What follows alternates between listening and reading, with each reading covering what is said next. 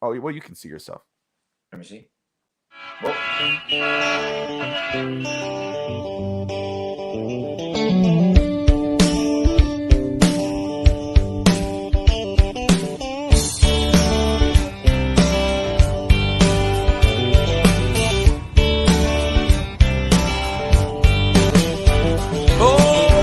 Sweet home Hialeah. I hate your traffic, but I love you. Ahora de Cuba la Bella, del Palacio de los Jugos. Los chicharrones.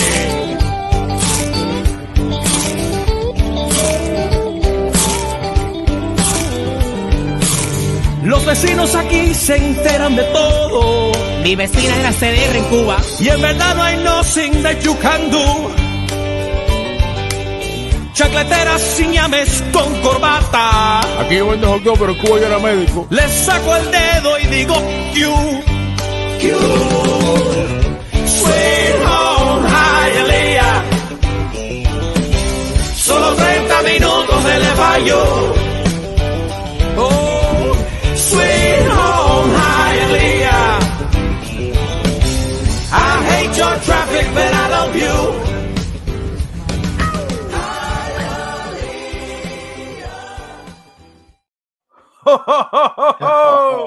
All right, everybody, welcome to the first episode of the East 10th Street Boys. I was going to say Real Talk Miami, but that's not the case. That's old school. There's usually you know me as Bobby Finstock. You got Alex Atiachiska of Fast Break, Bobby Finstock of just the Finstock Sports Network. But on this show, you will know me as Bobby El Gringo. And then you got Alex the Boy. The boy. Alex, first episode of East 10th Street Boys. We Yes, gotta sir. let everybody know. First off, everybody tuning in, thank you. Whether you're watching on Facebook, Twitter, or YouTube, we appreciate you. Smash that like and subscribe button. Madre's in the house. Good to see. What's up, Tammy? From 10th Street, Steve Malloy. I knew you'd like that intro, brother. And look right here, my man, Golden Hawks. Wanted to represent. Let me just say, first off, what we're going to do on this show, and then, Alex, you can fill in the blanks. We will talk sports. We're going to talk Dolphins. We're going to talk Marlins, Panthers, what we love to do best, talk sports. But we're also going to talk about Dade County, Hialeah, where we grew up. We're going to talk about Hialeah. We're going to talk about family and life. We're going to have fun with all that type of stuff. Alex, you want to add anything in there? This is something that we've talked about forever. We actually did this many years ago, like you said, Bobby, at Real Talk Miami, where we kind of had this format. Obviously, life happens. You moved to Tennessee. I moved out of Hialeah. But this is something that's very dear to us, and we've talked about it for a very long time. And it's finally came to fruition. And it was funny because this just happened organically. We were just talking over one day, and we're like, "Bob, why don't we do this?" And you're like, Yeah. "Bro, I was just gonna tell you that."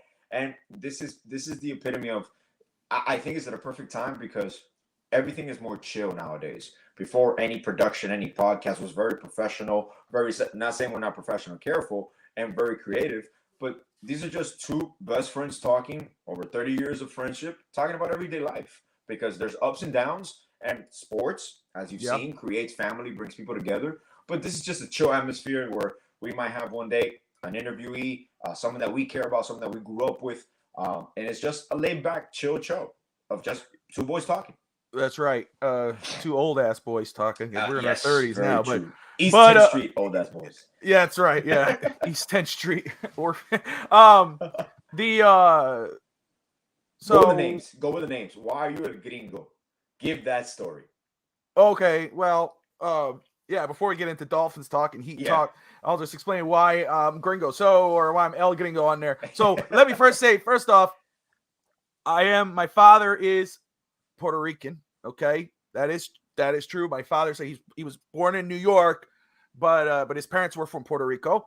My mother is just she's on here. She's just white, Russian, Italian.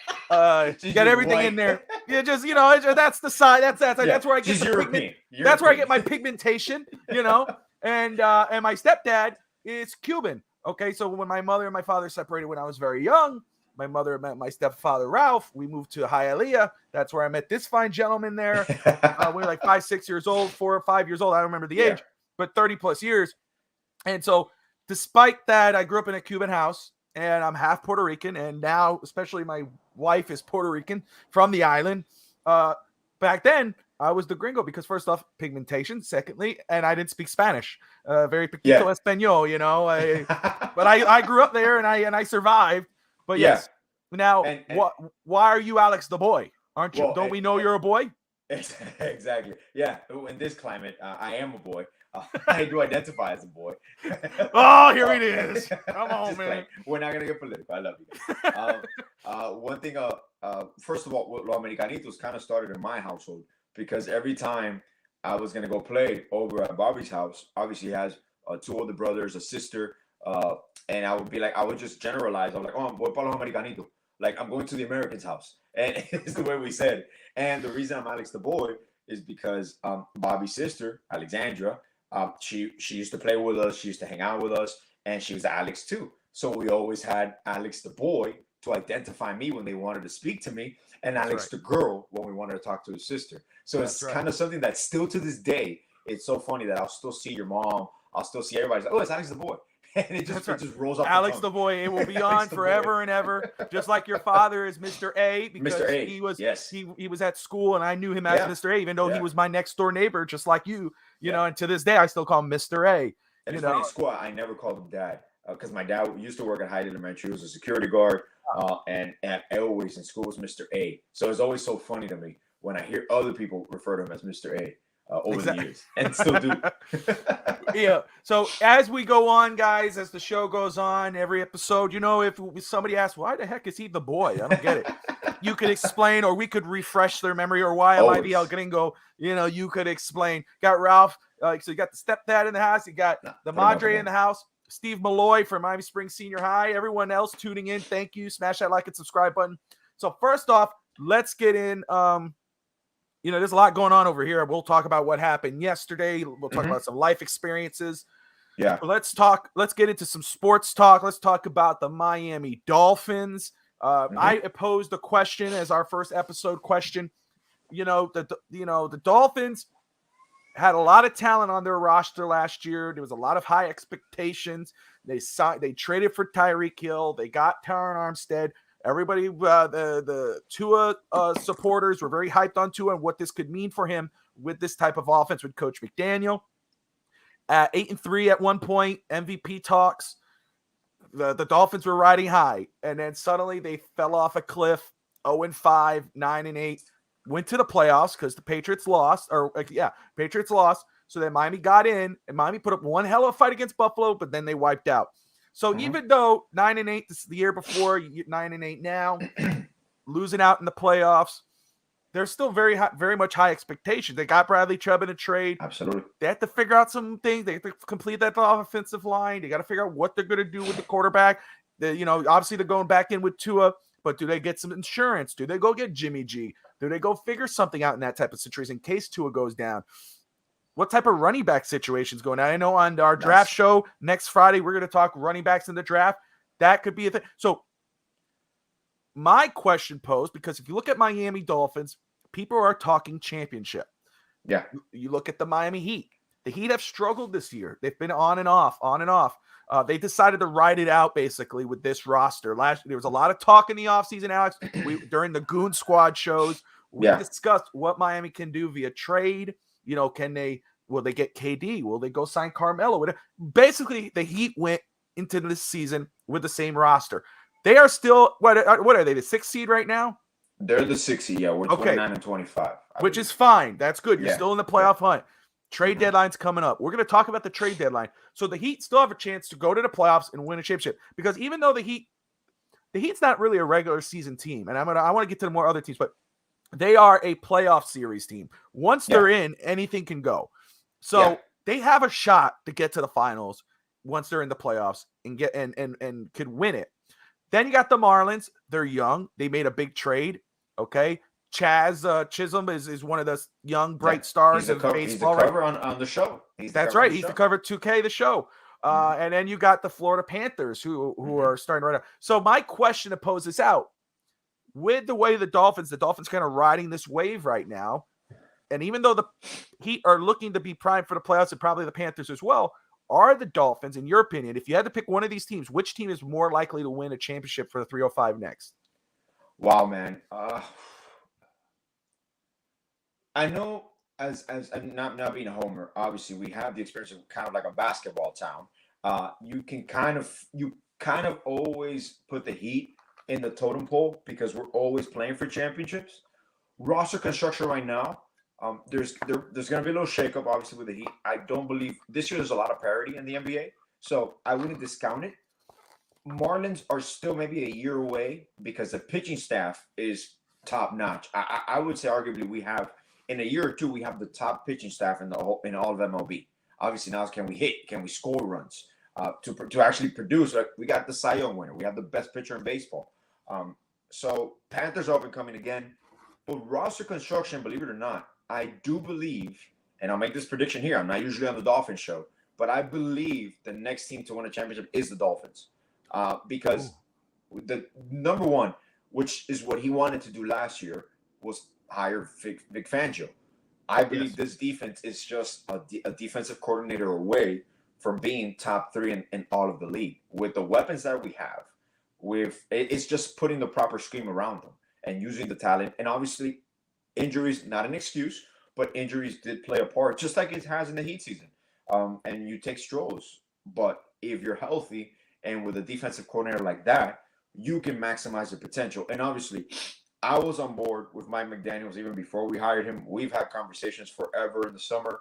I love Mike McDaniels. I love his genius offensive schemes. There's obviously learning curves that he went through this year: clock management, personnel management, delegating certain things here and there. I believe having the experience of Vic Fangio, being already a head coach, not successful head coach per se because of his losing record, so people are going to judge on that, but just the experience of so many decades in football, the relationships that they have, I believe he's going to lean on him for a lot of things, and he's learning a lot of things. So that's one thing that you count on. But structure-wise, talent-wise, I do believe it's either Dolphins or Heat. Number one, I honestly, I think the Panthers are going to be there maybe like in 2 or 3 years because we're starting to come back this year. But I will still say the Dolphins, believe it or not. I think that's fair. I think it's, and it might be easy to say Dolphins because of the star power of a Tyreek Hill, Armstead, and Vic Fangio, I think, was a home run hire. The way I said it on my prior shows is it's like having another head coach on your staff, and it is the way they paid him, what they gave him in a deal, the respect he's going to command, not just from the defense, but from the offense, from the other players and ownership. You have a very respectable guy in that building, and that's going to be huge for the Dolphins. The one thing I've been saying about Miami is this offseason we're the Dolphins, and one thing that it's different from the Heat. If you look at the Heat as an organization, you look at the Dolphins as an organization, the Miami Heat, the Dolphins don't touch the Heat in regards of or structure of organization, stability, quote unquote culture. Absolutely. But because they know who's running the show. Okay, it's been like that for 20-something years. That's what I'm saying. Pat Riley is the head honcho. He makes all those decisions. Obviously, Mickey Harrison as well. Where in Miami, we've had for 20 years, Chris Greer has been in that building. He's been the general manager for almost a decade, I think, or not a decade. And you got almost a decade, almost a decade. Stephen Ross, he just the way he's been going back and forth with management, and then firing a general manager, keeping the coach, firing the coach, and keeping the manager. It's just a lot of turnover instability, turnover. It's hard to win like that. And the one thing the Dolphins do great is they win during the offseason. They make the splashes, okay, and when they do, there's a lot of fans that go, oh, this is it. We're going to win. We traded for Tyreek Hill, Super Bowl. But there were other holes on the roster. Mm-hmm. This is the offseason for the Dolphins to fill these holes. I know a lot of people talking about Saquon Barkley as bringing him to Miami, which, of course, is very attractive. Yeah. But not at $15 million. No. You have too many holes on the roster. You're under, if you talk about in comparison to a bank account. The Dolphins are overdraft $15 million. So you got to figure out how to restructure contracts in order to figure that out. For me, which is easy for them. Which is easy. The salary cap with football, especially, but in general, it's fantasy. Okay, you can figure it out. Okay, it's not Madden or NBA 2K. I but wish you I can could do it in figure- my bank account. Just restructure shit. I just would, just let me restructure this light bill. Let me restructure I don't this owe that. What are you car talking about? payment. No, I'll give you a bonus. I don't know. Exactly. Really, it's like, oh, what do I got to cut here? What do I got to cut there? But for me, Miami makes too many splash signings. Dolphins make too many splash signings. Where the Heat, even though they got a young star in it, Bam Adebayo, Tyler Hero, and Jimmy Butler is their star. Yeah, they're more balanced than what the Dolphins are. The Dolphins have stars, but they're not a balanced roster whatsoever. Dolphins have to follow that structure for Miami Heat and being more balanced. So I want to say Miami Dolphins. It really depends on what they do this offseason when they go into next year. If they fill those holes, I think I want to see less luxurious pieces coming out this offseason and more bolts and screws. And I got to give it to you because you made a good point, Bob. Before we go on, you were used to making the splash signings of like the Mike Wallace, the Ndamukong Suh, that weren't productive.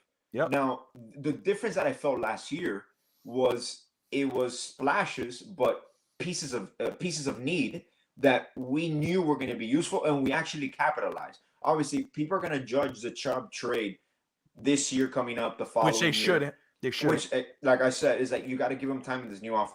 What he does for Jalen Phillips, what he does for the whole defense. So this was pretty productive. But one name that I was thinking about, and I wanted to ask you because I haven't really talked about it before.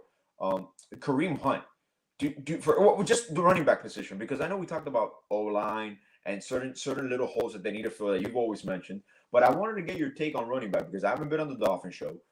Do you really think, for example, we're gonna address that via the draft as our second round pick? That we still have a second round pick this year, right? Yeah, we do. Yeah, we got a second. We got 2/3, a fifth, and a 6 and a 7. Because I like Mostert and I like Jeff Wilson, but you feel like you're missing 1 3-down back if you say like a Kareem Hunt per se. Yeah. But like, what do you feel? Because I always want to ask, and I forgot to ask you. I might as well ask you on the show. What do you feel we're really going to do? Well, so we've talked about it, and we're going to talk running backs this Friday and Saturday on the draft. Okay. And Fitz, but I'll talk. No, I'll talk now because I mentioned it. But I will say in regards to free agent backs, Miami may more than likely will probably go that route rather than draft because Greer has shown that he doesn't draft running backs early. So the second round pick in the draft is probably less likely. But the bell cow back. That's right, Steve. Oh, yeah, put it out there. Steve. But I will say is that I think now the good thing about not drafting a back in the second round is that this draft is deep at running back. There's a lot of good backs in this draft that could be under the radar. Everybody's talking about the star running back of this draft is Bijan Robinson out of Texas. He's a superstar. That's the guy you want. If you want a running back, you want that kid. Miami's not going to get that kid.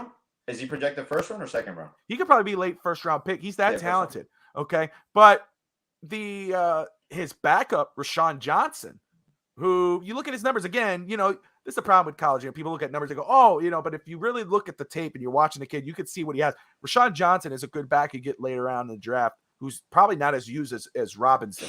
Yeah. There's other guys too. So I think we've discussed a little bit about, maybe go running back. I would prefer going running back via the draft rather than free agency.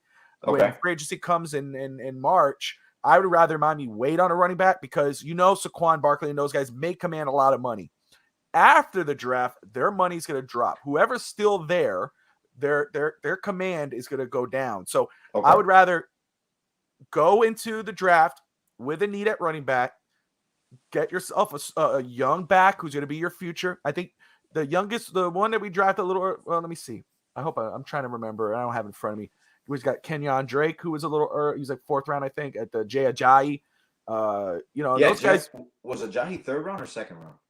He wasn't 2nd round. He may have been 3rd round. He may have been 3rd round. But that was the last time Miami did it. And see, so you can get a quality back. The Dolphins have 2 3rd-round picks. The 3rd round should be when you're looking for a running back. And then after the draft, that's when you say, okay, can we go back around and bring back Raheem Mostert, who looked really good when healthy? He was catching his stride, man. He was catching stride. He's a very streaky player. When he's hot, he's hot.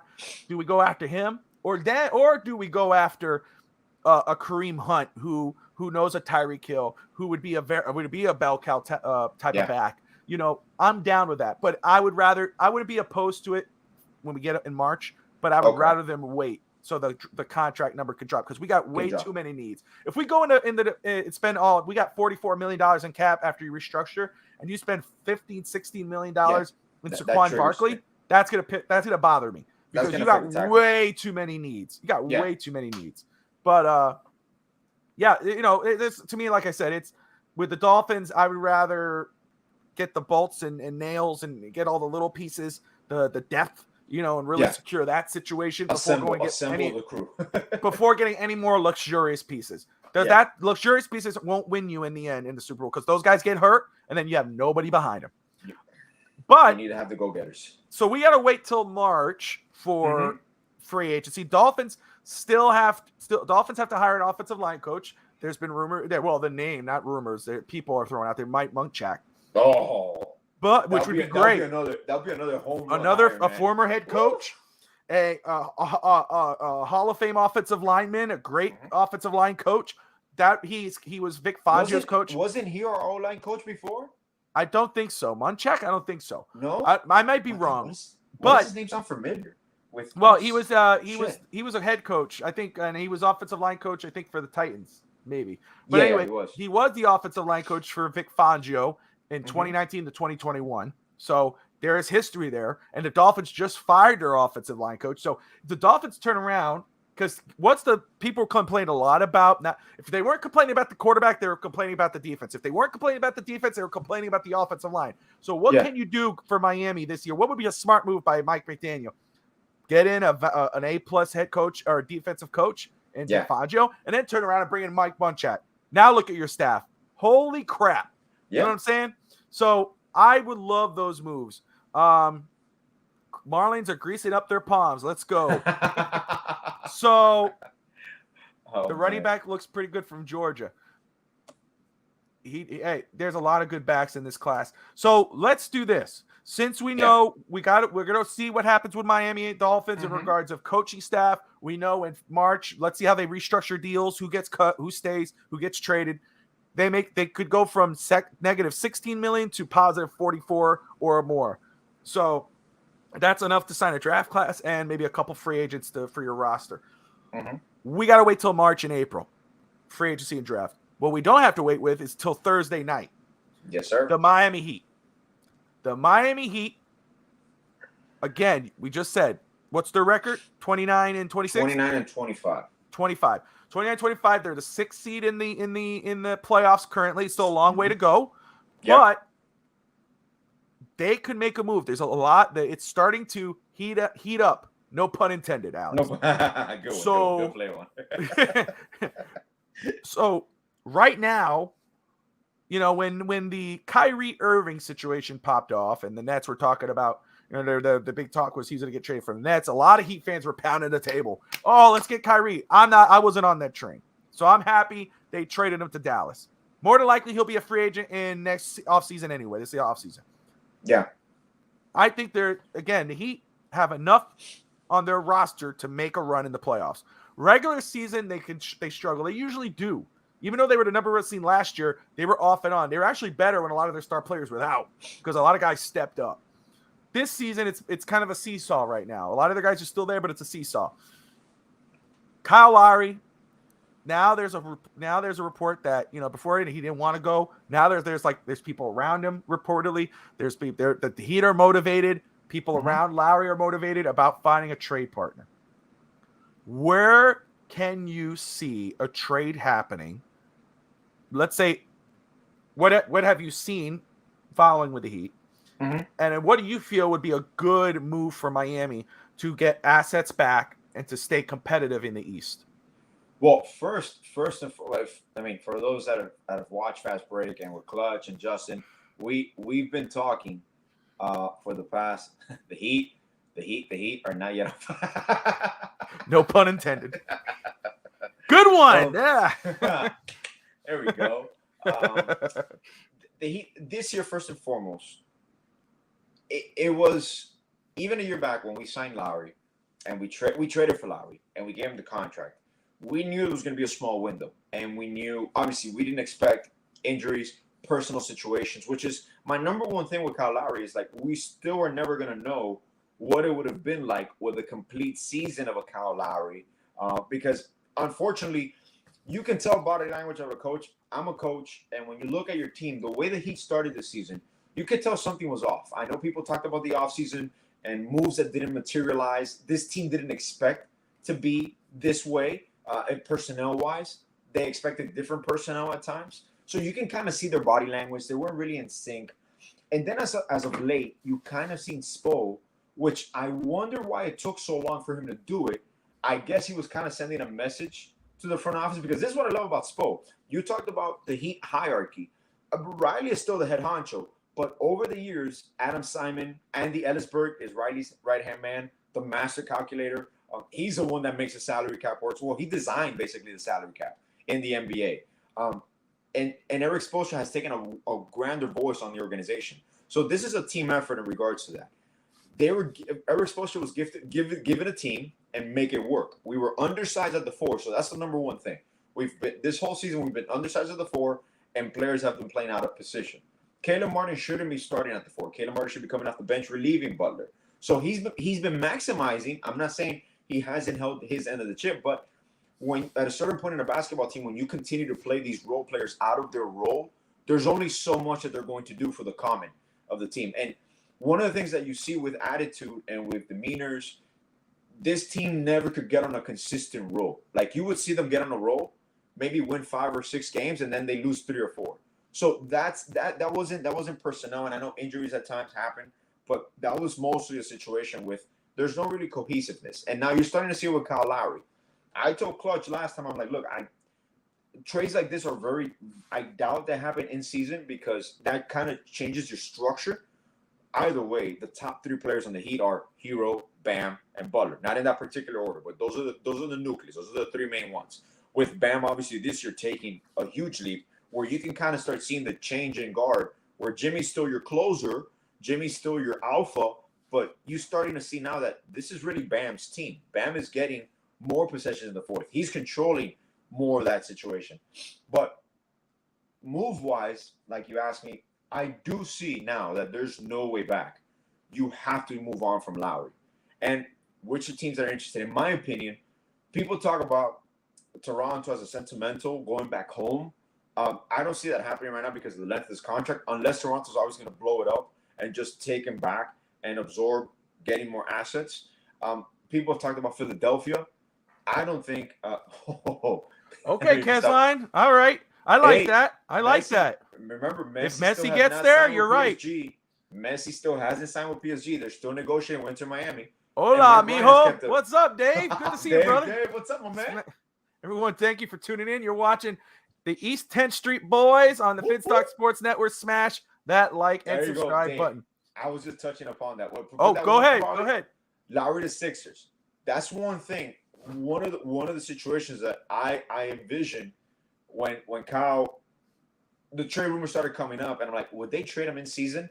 And you can kind of feel Philadelphia would take him on. I thought about that in the beginning of the year. The way they're on a roll right now, I don't know if they gamble and do that particularly, even though Kyle did play for Houston. I believe Del Moore was there. So there's a friendship there. That is his hometown. So that is a possibility. Would it alter their chemistry a little bit? It could. But yeah, who would they get back? Well, to make it, that would have to be part of the 3-team deal. But you're talking about moving Matisse Thybulle. That's probably one of the other kid, the 4. That he just requested a trade. I forgot his name. Okay, he's the white guy with the beard.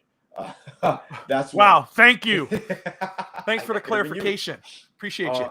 But realistically, man, I'm gonna be honest. The Kyle Lowry situation, I do believe there are 2 trade partners that are legit that could make a deal if we want and they're interested in and they need him. Are the Clippers and the Pelicans. The Pelicans were interested in the offseason last year. Pelicans have been kind of on a slump. They, I think, lost 10 out of 11 games.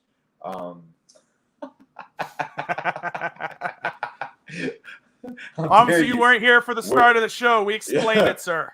we're just a Latin version of hold up and wait. That's right. Yeah, we're the beyond the border version. Oh man!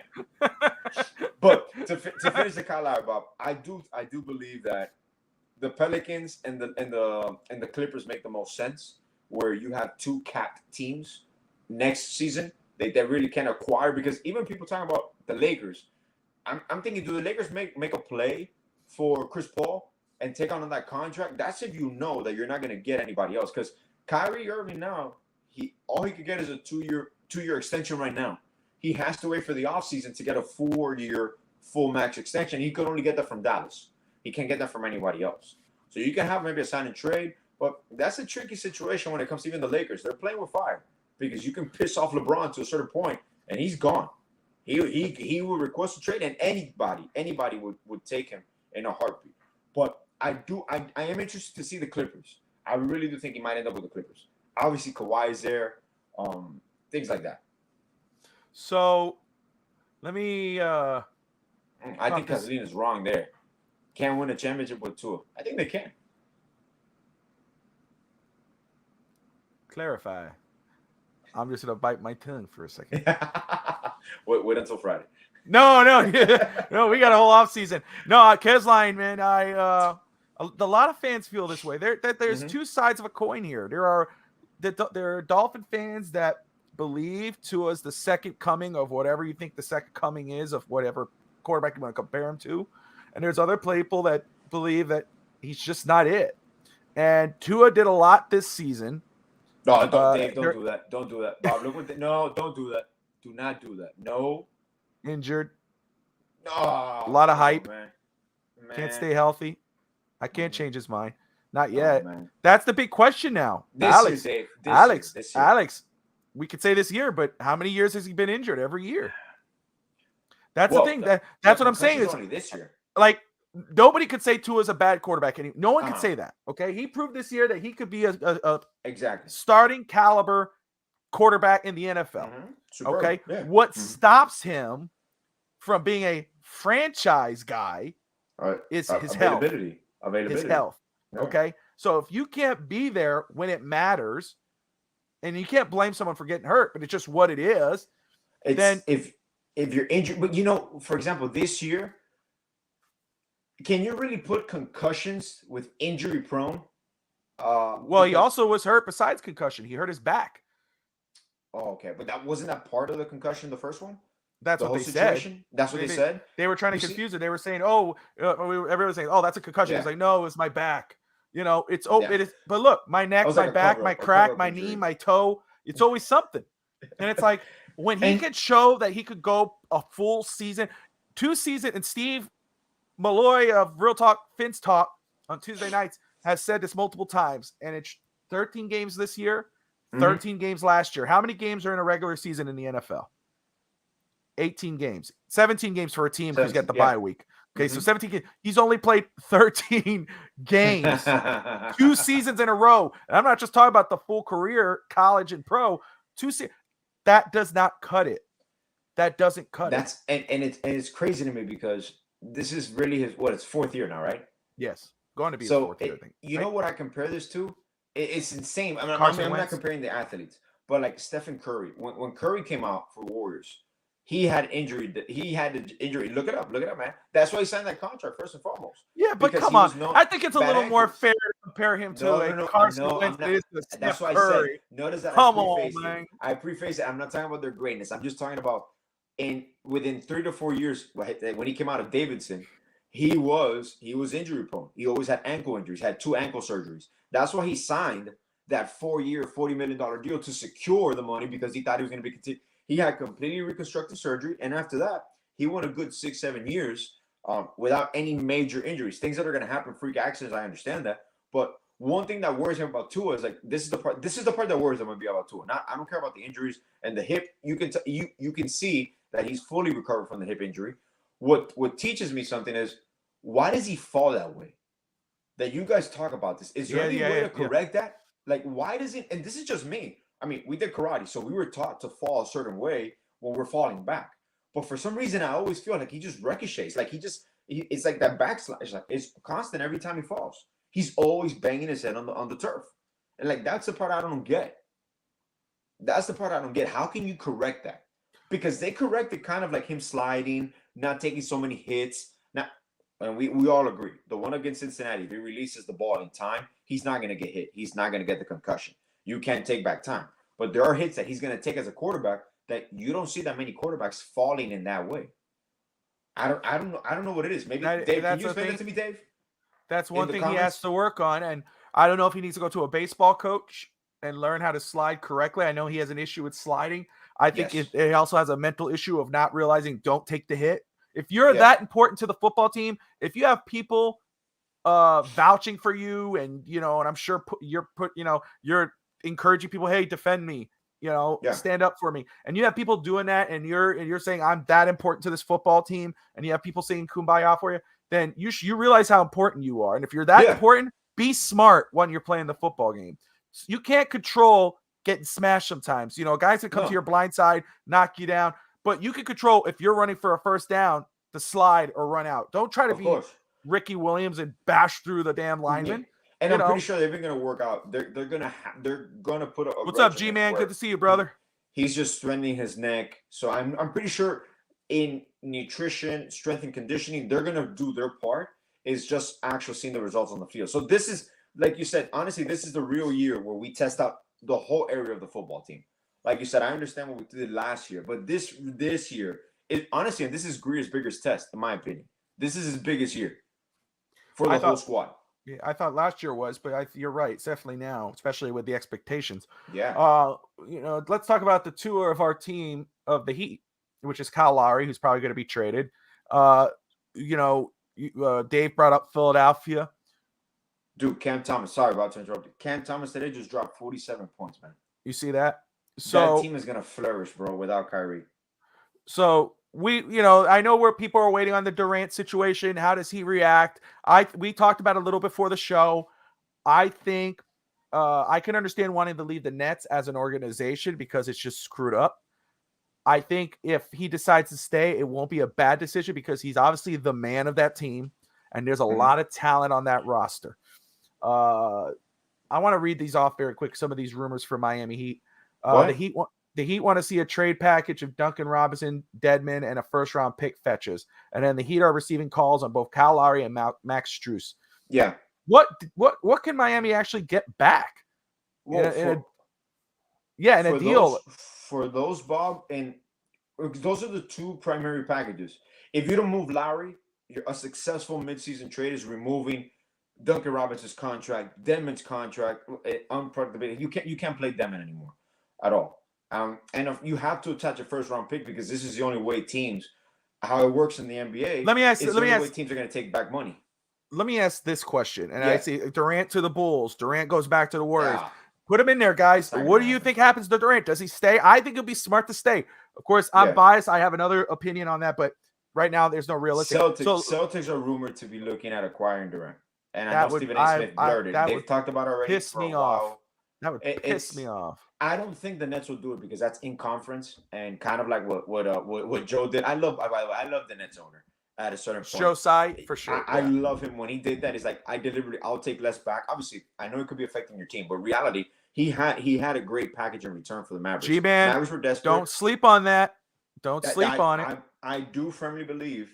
Do not sleep on it. It all depends where Bronny goes and what the Lakers do. But I would never discount LeBron coming back. At least for 1 year. Yeah, but I didn't like it, but it would be fun. I would love it. I think it would be. I think it would be great, especially for the Heat team. But a realistic best case scenario. Not you never know. Pat Riley gets things done. Andy Ellisberg. Those guys are MVPs when it comes to front office and how to make big trades when it has to go down. Nobody thought Miami could get Jimmy Butler when they got him. Nobody thought that. I know a lot of zero cap space. Zero cap space. Everybody talks a lot of trash about Pat Riley when the Heat don't make a trade. Oh, he's an old man. He's sleeping on the wheel. The guy's done a whole lot of damn work in his whole career to show that he knows how to get a deal done. Sometimes it just doesn't work out. Durant to the Cavs would be scary, Dave.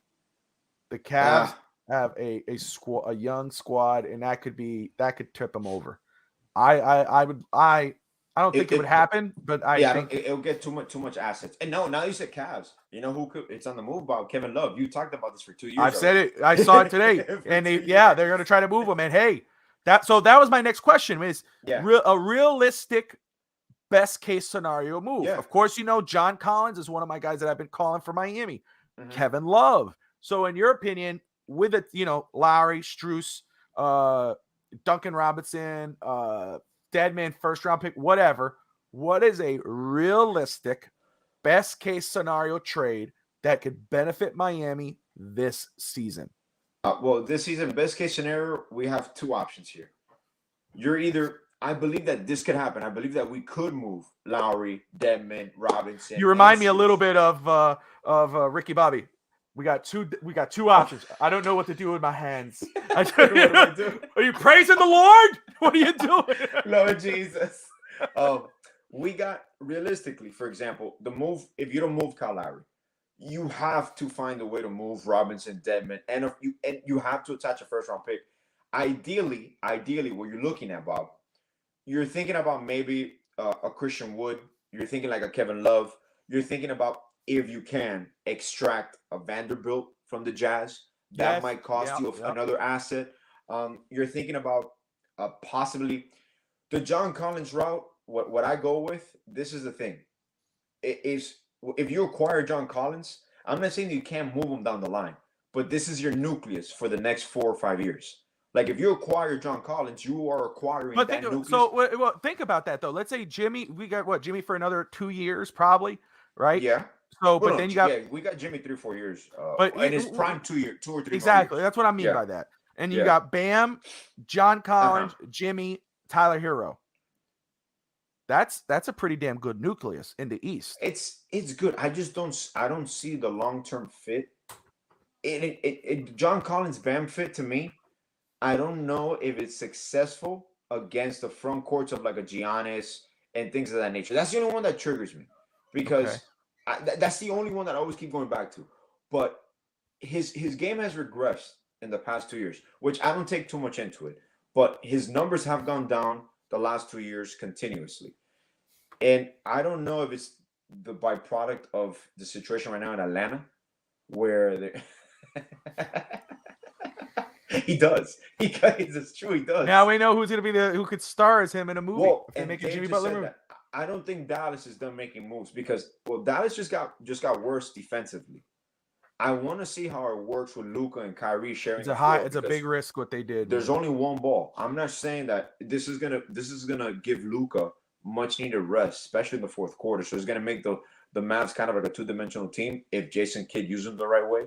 Because now he's talking about Kyrie is happy, he wants to be coach. I'm like, come on, man. Everywhere Kyrie has gone, he said that he's not leaving.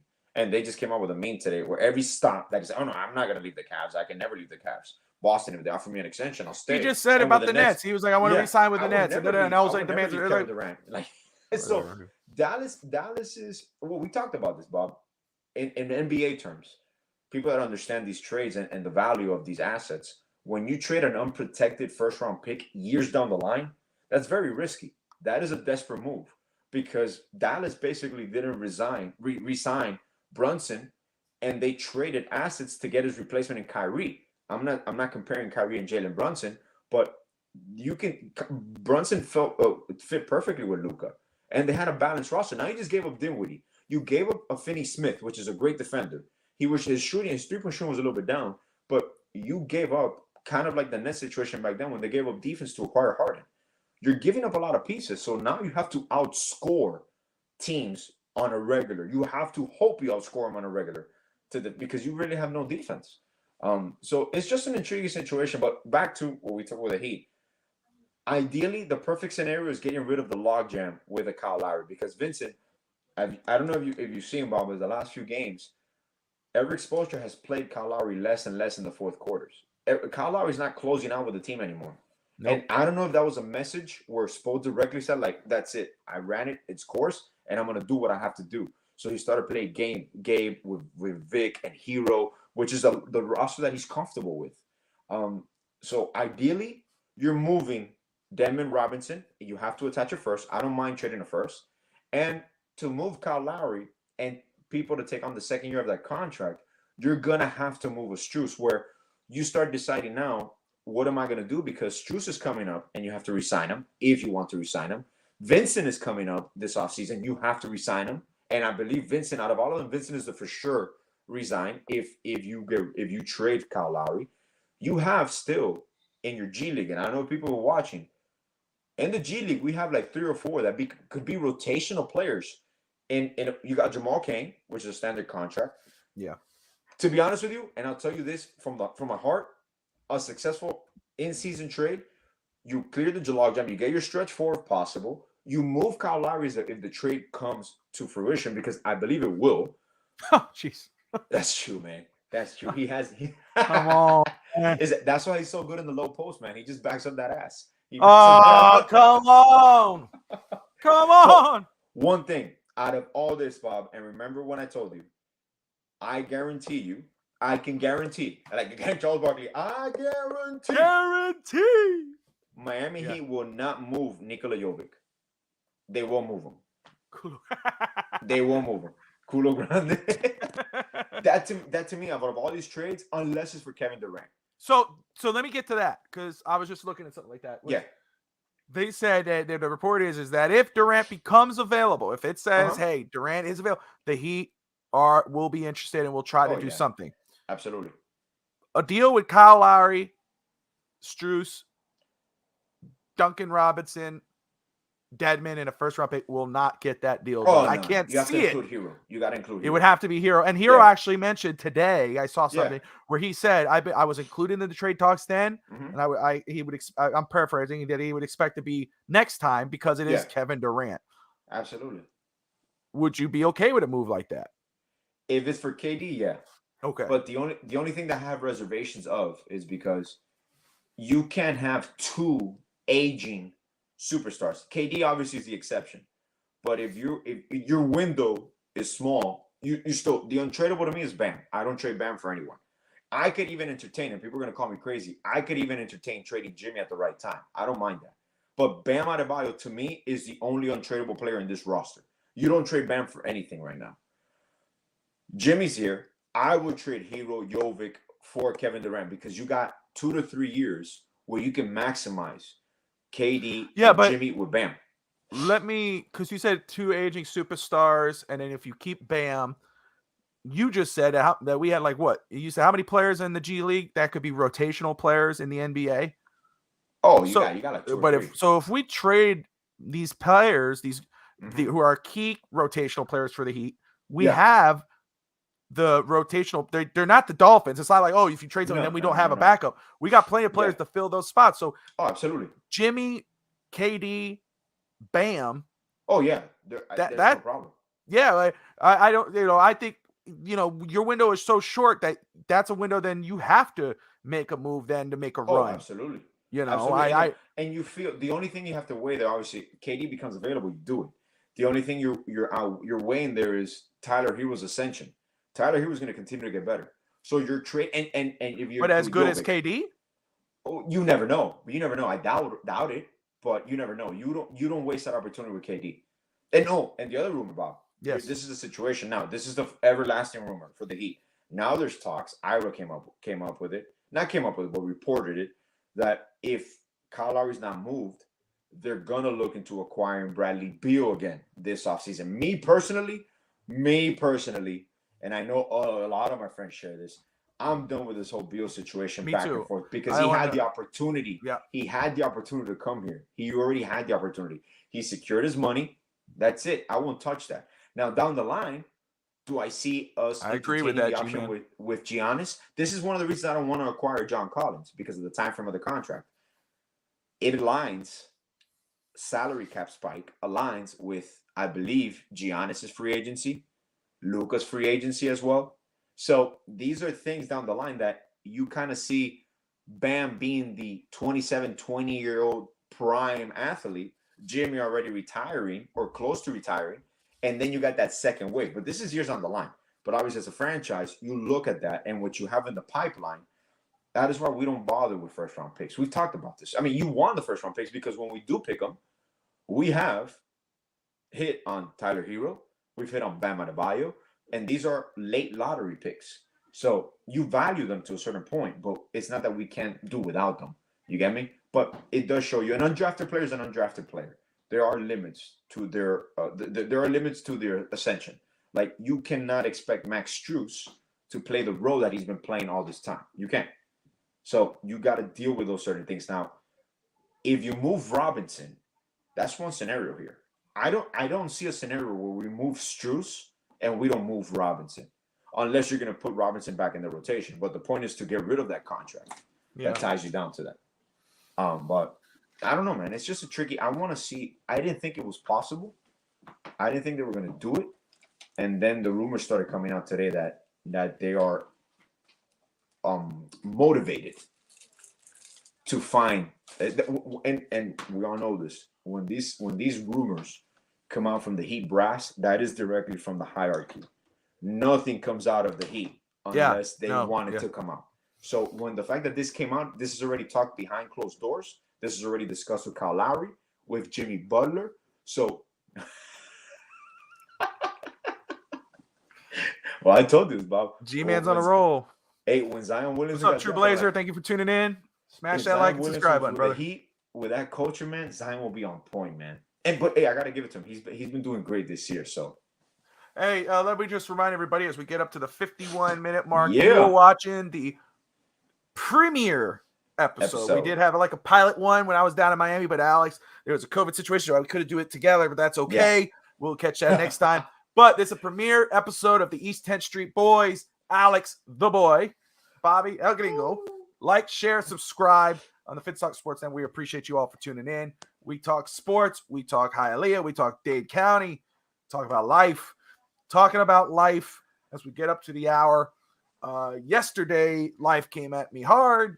Mm-hmm. We had a puppy for a year, a poodle, standard poodle, Milo. We've been dealing with a little bit of something with him the past few weeks, just randomly started acting up, foaming from the mouth and acting erratic. And, we thought that maybe he got into some sort of chemical.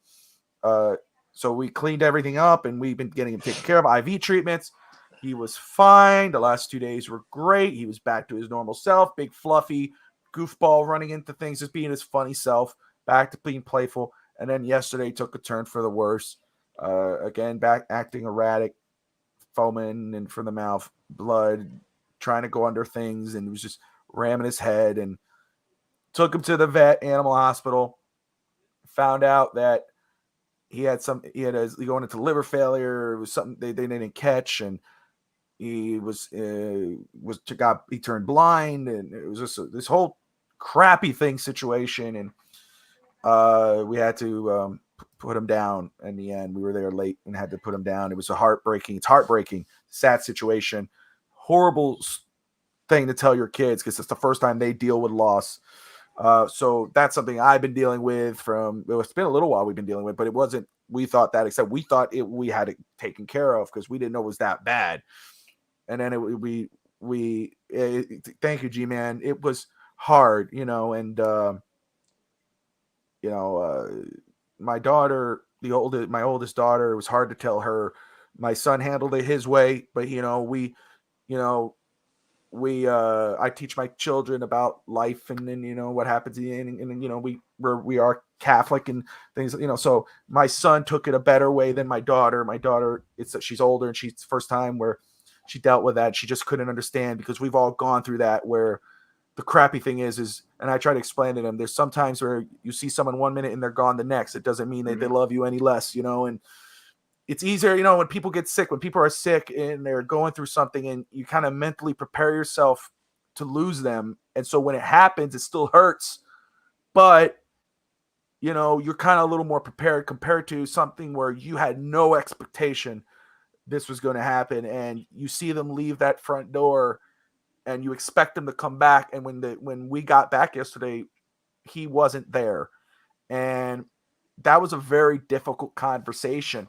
And G-Man, you would understand, Dave. I appreciate you, brother. It is an animal, but it's still part of your family. And he would drive me nuts. I mean, when I talk about him, I was like, it wasn't Scooby. It was more of a Shaggy. He was just so I call him like he was like a doofus. But when he was sick, it's still like one of yours. You love on them and you try to take care of them, and you go in the muck. I felt his heart stop. I was laying with him. I was on the floor with him and petting him. My wife couldn't be there. She was there in the room, but she couldn't let he couldn't see us. He could hear us, but she didn't want him to hear him cry or her cry, and I was hugging him and had my hand on his chest, and I wasn't being sad. I just kept going, Milo, it's a good, Milo, and then petting him and saying, you're a good boy. You're a good boy. And his tail was wagging. He couldn't see us, but he could hear us. And she gave him the sleeping medicine first, and he tipped his head over, and he was still alive. He was sleeping. He just knocked out.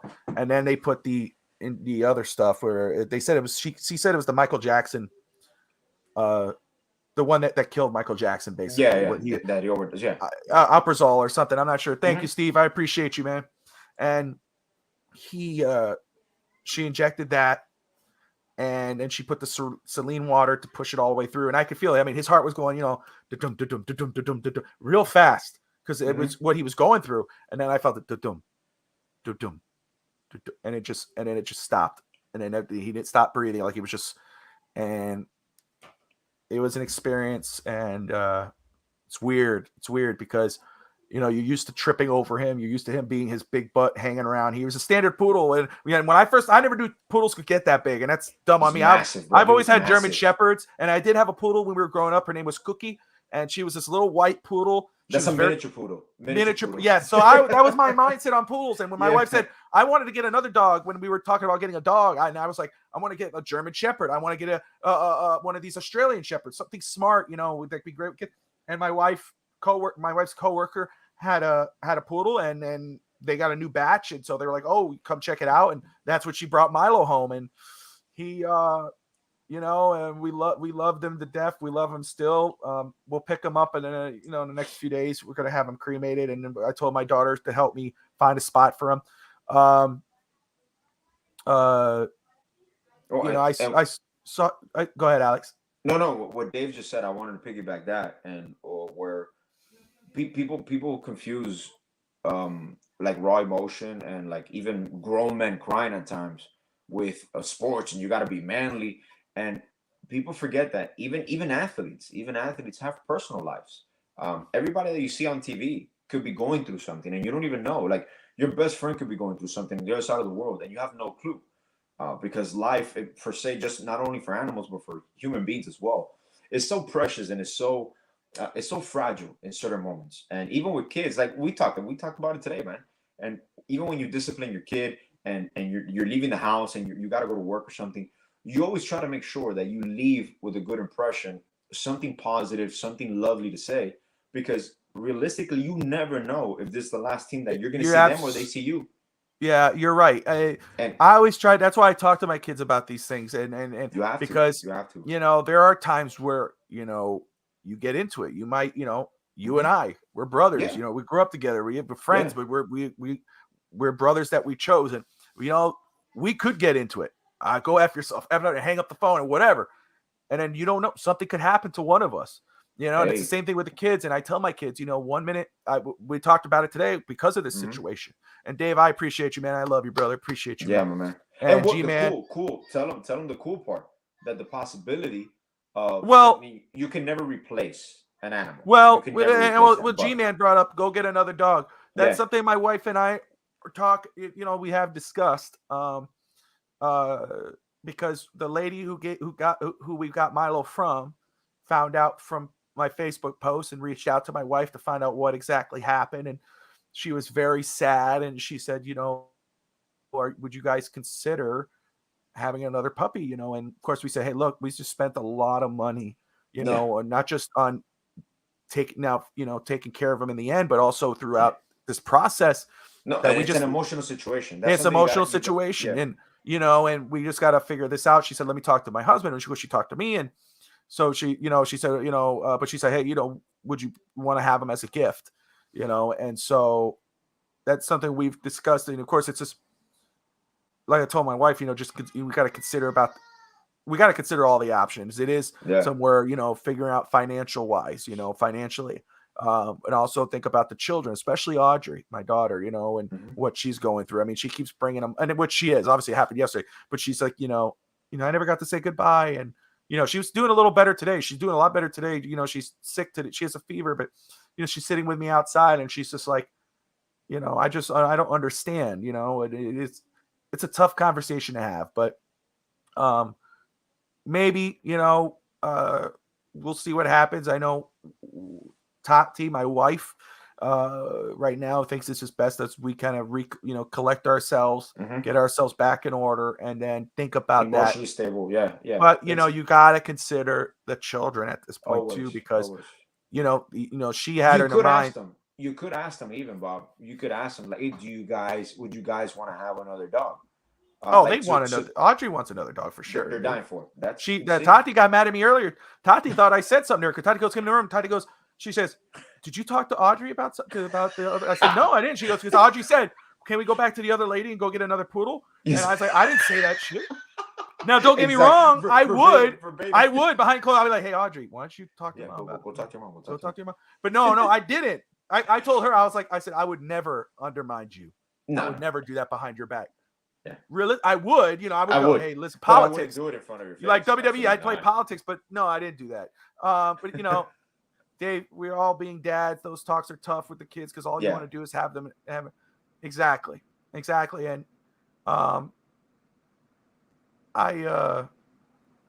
we were just, it was tough because I told Tati when I got in the house, when I was driving in, Dave and Steve and everyone tuning in, I appreciate you. Smash that like and subscribe button.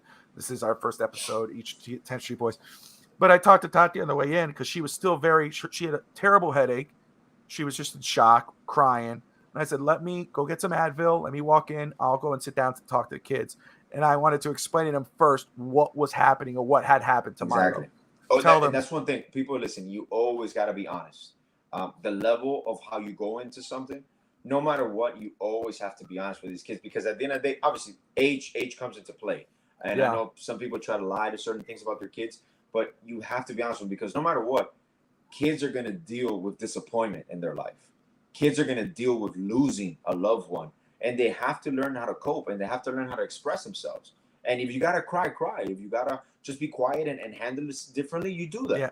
But they have to. You gotta let them be them. And you know, when Tristan kind of realized where the conversation was headed, and Audrey did ask, she said, "Is he dying?" And I said, "Well," and then Tristan goes, "Oh, I think he's." And I said, you know, after I told him everything was going, because I wanted to be honest in front to let them know that he was in a lot of pain, you know, and Steve, my wife and I are waiting. It's very emotional. It was an emotional experience, and I'm with you, brother, because it's a life. And it's a part of your family, you know, it's an animal. It's still part of your family. And you're deciding, do we continue this and maybe it's not best for him, or do we do what's best for him if this is best and sign this paper, press this bell. That was my wife signed a paper, and I kind of said to myself when she was signing it, you know, to say we are going to go ahead and terminate and whatever. Yeah. And I'm going, damn, that's kind of, maybe I should have signed that. I don't want her to think that she signed his life away. But then she was the one she made me ring the bell, because they put you in this room and they have you, you know, and they give you time with him. And he was still, you know, I laid on with him on the floor, and he was still kind of drooling. And she's like, "Are you ready?" And I was like, "If you want to ring it, you can ring it." And she's like, "You can ring it." So I was like, "Oh, that's payback for making her sign it." So she made me ring the bell. Ring the bell, asshole. Yeah, exactly. And this is on you, Bobby. Yeah, you know, and we make light of the situation. We talked about it. You have, even in tragedy, you laugh about certain things, because even what you're doing today, what you're remembering is all the pain and the pain in the ass that Milo was with you, but you loved him every step of the way. And all the shit that he would make you do when it was fucking freezing outside. Oh, sorry, curse. It was freezing outside, and you still had to take him out, and he would play in the snow, and you're freezing your ass off, and you're still there because you're going to be kind with him. And it's incredible, because we mentioned this today too. Sometimes with animals, you're even more careful than with your kids, because your kids can express to you what's wrong with him. An animal, you pick up his behavior. You have to understand them. And it's crazy to me, because I always love, and my son, every time we come home, and my daughter, my son, they always, when they open up the cage, like Dash, my dog, always comes running to me, because I'm his human, and I'm the one that spends the most time with him. I'm the one that takes him outside. I hang out with him. I walk him. So it's so funny how no matter how long you're gone, like 5 minutes, it could be an hour, you still get the same reaction of like that unconditional love from an animal. And those are things that and that's the thing. Like I was a lot harder. I'm a lot harder. You know, I grew up with a lot of dogs, German Shepherds. And I, you know, when we moved, we just talked about when I moved to Miami, Do you remember Hialeah. Butch? That's what I'm talking about. Butch, when man. I moved to Hialeah, and Ralph had 2 dogs. Ralph, my stepfather, Ralphie boy. You know, he had Butch and Bianca back there. Yeah, boy and a girl. Was he named after Butch Davis?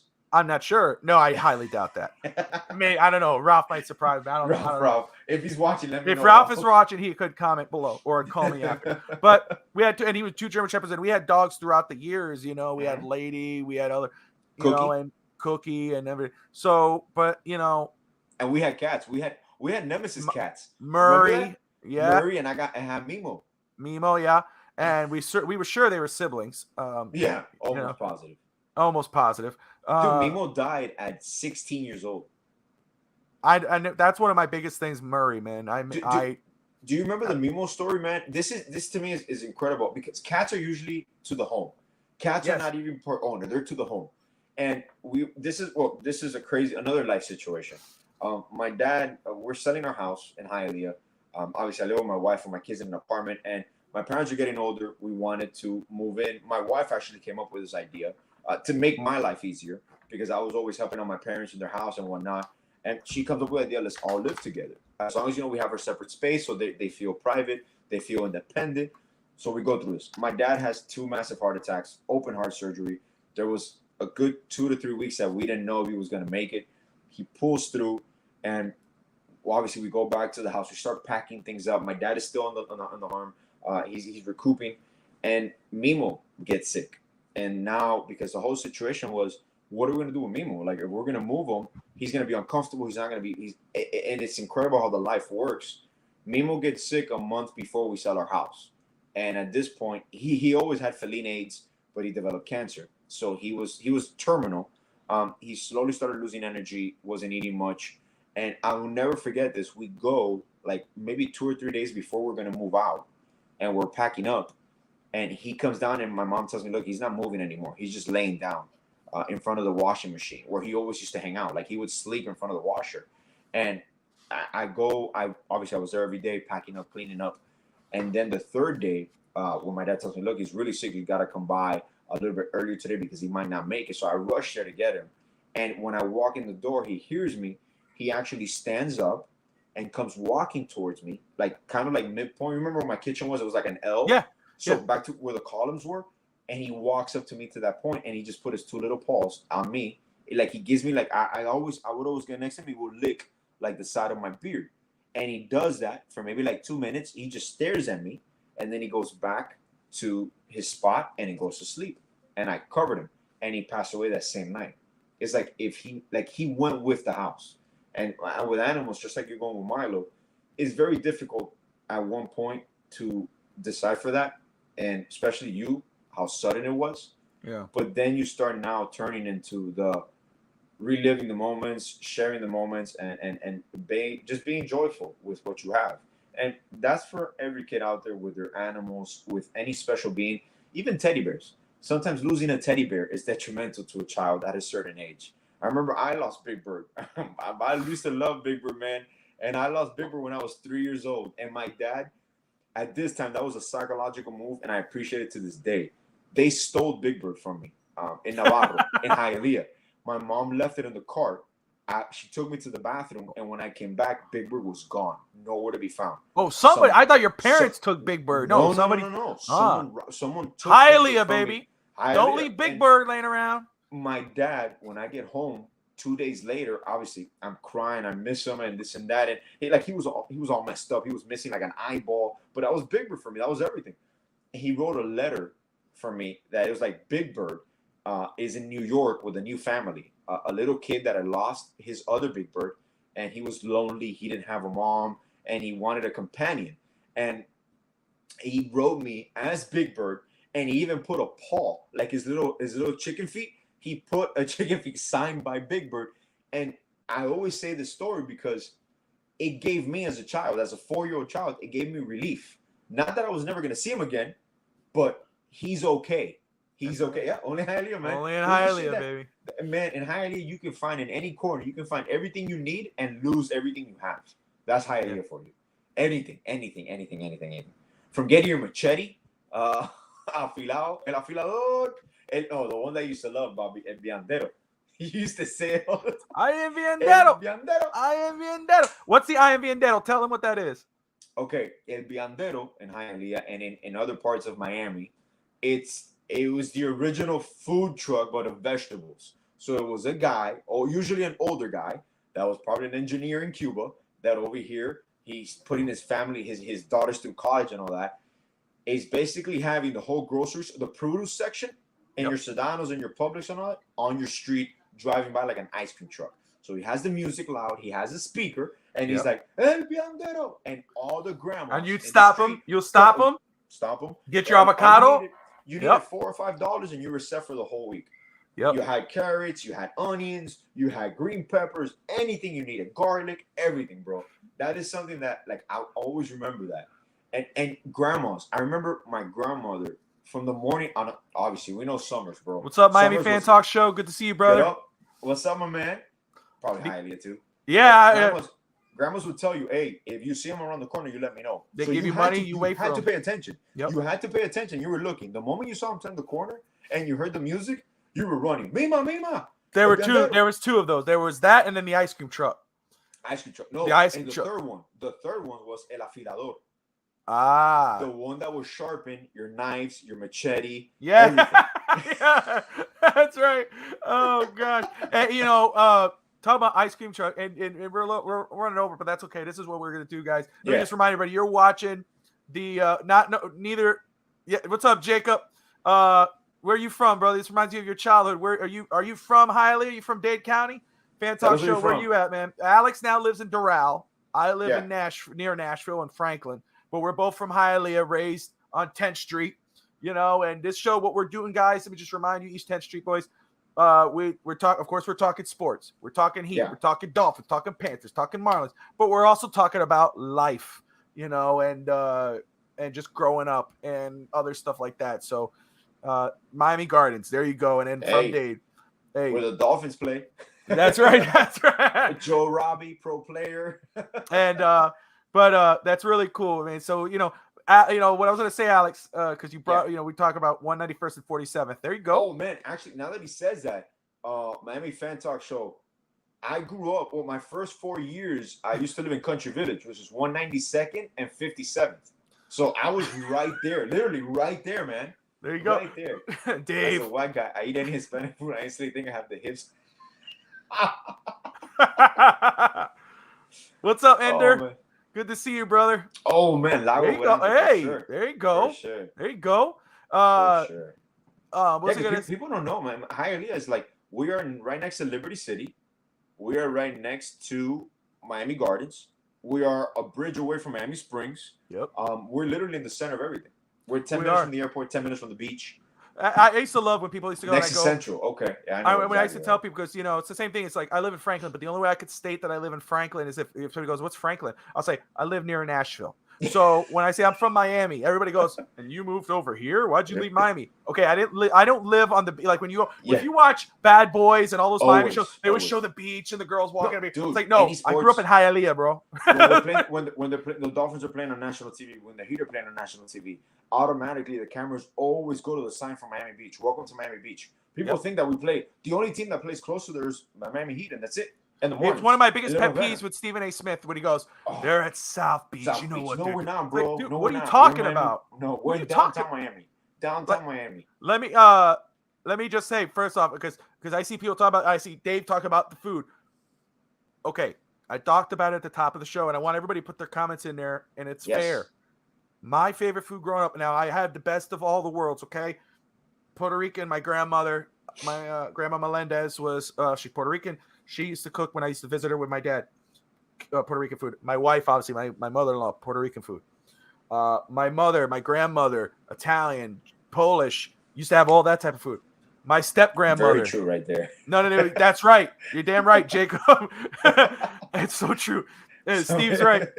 Steve's from Springs. That's a alumni. And it's full of tourists, man. It's full of tourists. It's right. You know, that's people go, oh, why would you leave South Beach? Like, dude, that's not what. Stop. Dave. But what I was gonna say was, and then of course my step grandparents, because when we moved to Hialeah, I call my step grandparents, they're my grandparents, but they're step grandparents. Daisy and Raphael. Daisy would cook every morning. Daisy would be cooking every morning. You wake up. My favorite food. What my point is, the best food to me, and I've had them all, is Cuban food. Black beans and rice, Cuban sandwich, ropa vieja. Vaga frita. Oh, the best. And the poor man. I'm trying to say it low because I know they're out there cooking some kind of food, and they're probably cooking Puerto Rican. So now they're probably spitting or putting some kind of to make me. Dave actually just put a point, and this goes again for my Cuban. Dave, actually, my great grandfather was born in Lebanon, so I am Lebanese. So everything that you're stating right here, the gyros obviously being Greek, but falafel, hummus. I grew up on that. Coffee con leche every day. But there's nothing I can describe. Yeah, that's my wife, everybody. Tatiana watching right now. You're married to her. First of all, she doesn't really cook. She makes like 3 meals, which I love her to death. I ain't saying nothing, bro. It's okay. It's okay. But, you know, Latin American best Cuban food. Oh, okay, there you go. But to me, Cuban food is the best food. It's the best food. That's just me. I can't humanely describe the smell of a Cuban bakery in the morning, like at 8 o'clock in the morning, and you walk in, or even you're waking up at home, and you smell the coffee brewing. From la cafetera, the same thing that you smell of Cuban coffee. The smell of Cuban coffee. You smell toast with the butter, nice and warm. Cuban bread. And then you go if you go to a bakery, Vicky Bakery, right there on 8th. Yep. And you have the smell of los pastelitos, la croqueta, and all that, and there's no way that unless you smell it, unless you live it. There's no way I can describe to a man in Montana, like, oh man, you should really smell Cuban coffee in the morning. Let me just say, and all that. She's right. Okay. Tati doesn't really cook, and she's watching, so I don't care. I'm risking my life right now. So if you don't see me here, if you don't see me here tomorrow, if you catch me on an episode of Dateline, no, I'm just kidding. I can't say that. She doesn't like when I do that. Anyway, just remember this. Yes, you ungrateful you. That's how she talks too. English is not her first language. That's how we've been happily married. We don't understand each other most of the time. No, just kidding. But her best food is, which is crazy, that she makes the best Thanksgiving turkey. The best Thanksgiving meal is from her. He loved you. I love my wife. He's married for 14 years. We've been married for a long time. 14 years? No, right? No. Together for 14 years. About almost 15 years. Married for 10. There we go. But Jacob, you're right. The smell of Cuban coffee is amazing. It's literally a special coffee with shit ton of sugar. That's the perfect way. And you know what's funny? As I gotten older, real Cubans can attest to this. As you get older, you want coffee with less sugar, because you put too much sugar, it takes away the taste of the coffee. In Café Cubano, especially that strong, which is one thing. 10 years. 10 years. Not 9. She's wrong there. She's wrong right there. The roles reversed. Oh my God, let's put it up so we have evidence. That's wrong. That's wrong. Yeah. Now you got it right. You should see. Just Cuban coffee is legit. Thank you, Jacob. Man, I appreciate you, man. We appreciate Jacob you forever. Yeah, Jacob's my new favorite watcher on here. Bob, now that you say this, how we are incredible. How destinies match. Where, for example, you got, obviously, your parents get separated. You end up living in Hialeah, like 3 houses down from me.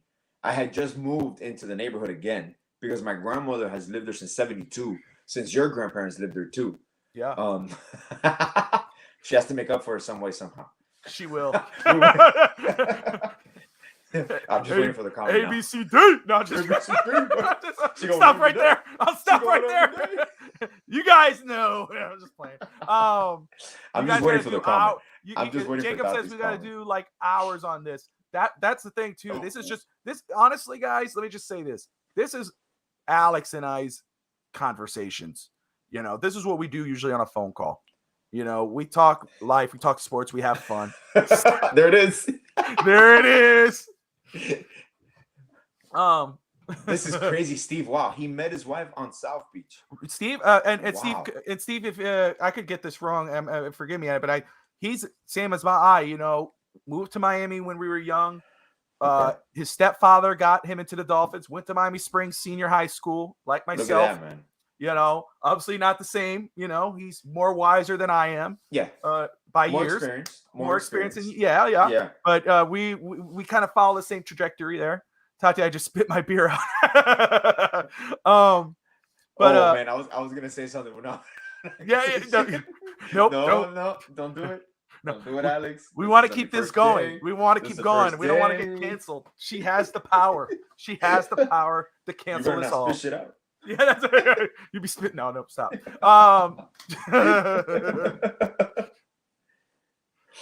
Oh man, but guys, I'd just say,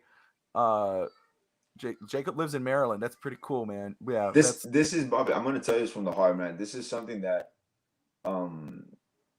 it's so natural to us, and I think I'm not saying it's just I just want it to be so fun and relaxed where everybody, the audience, like we've mentioned, there's days that we might interview somebody that we grew up with. There's days that we're gonna interview each other, people from the show. Dave, I would love for you to come on the show one day so we can get to know, because a lot of people always see people from the network and obviously they know we're a family, but I want people to know who we are. Obviously, there's things that are private things that people are not going to discuss ever, and we understand that. But I want to know who Bobby is. From someone looking out from the inside out. You don't know who I am by now, motherfucker. I said, who you identify as? You know, hey. Becky Lynch in a cave. Yeah, you better sleep with one eye open. I have for 14 years. Bobby doesn't sleep on much anymore. I don't sleep anymore. Oh man. He hasn't always been this white. He's just pale out of all this. Dave is watching us and WWE. Becky Lynch versus Bayley in a cage match. Oh, which one is better? I think us. Yeah, well, come on. Bayley and Becky. I mean, it's us. Yeah. It's us. Okay. I'll roll with that. I'm cool with it. They ain't watching. I don't care. And the wife's watching, so I can't go further.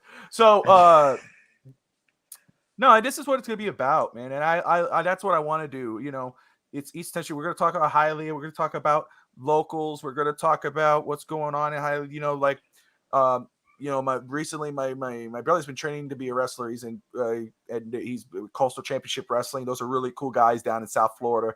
Gangrel runs that. That's a question for you, Bob. Yes, sir. After you're done with Hialeah, that's a question for you right there. Oh, Anthony, what's up, man? Alex and Bobby, who do you guys think Fangio brings in as his position coaches? I'm going to defer to Bobby.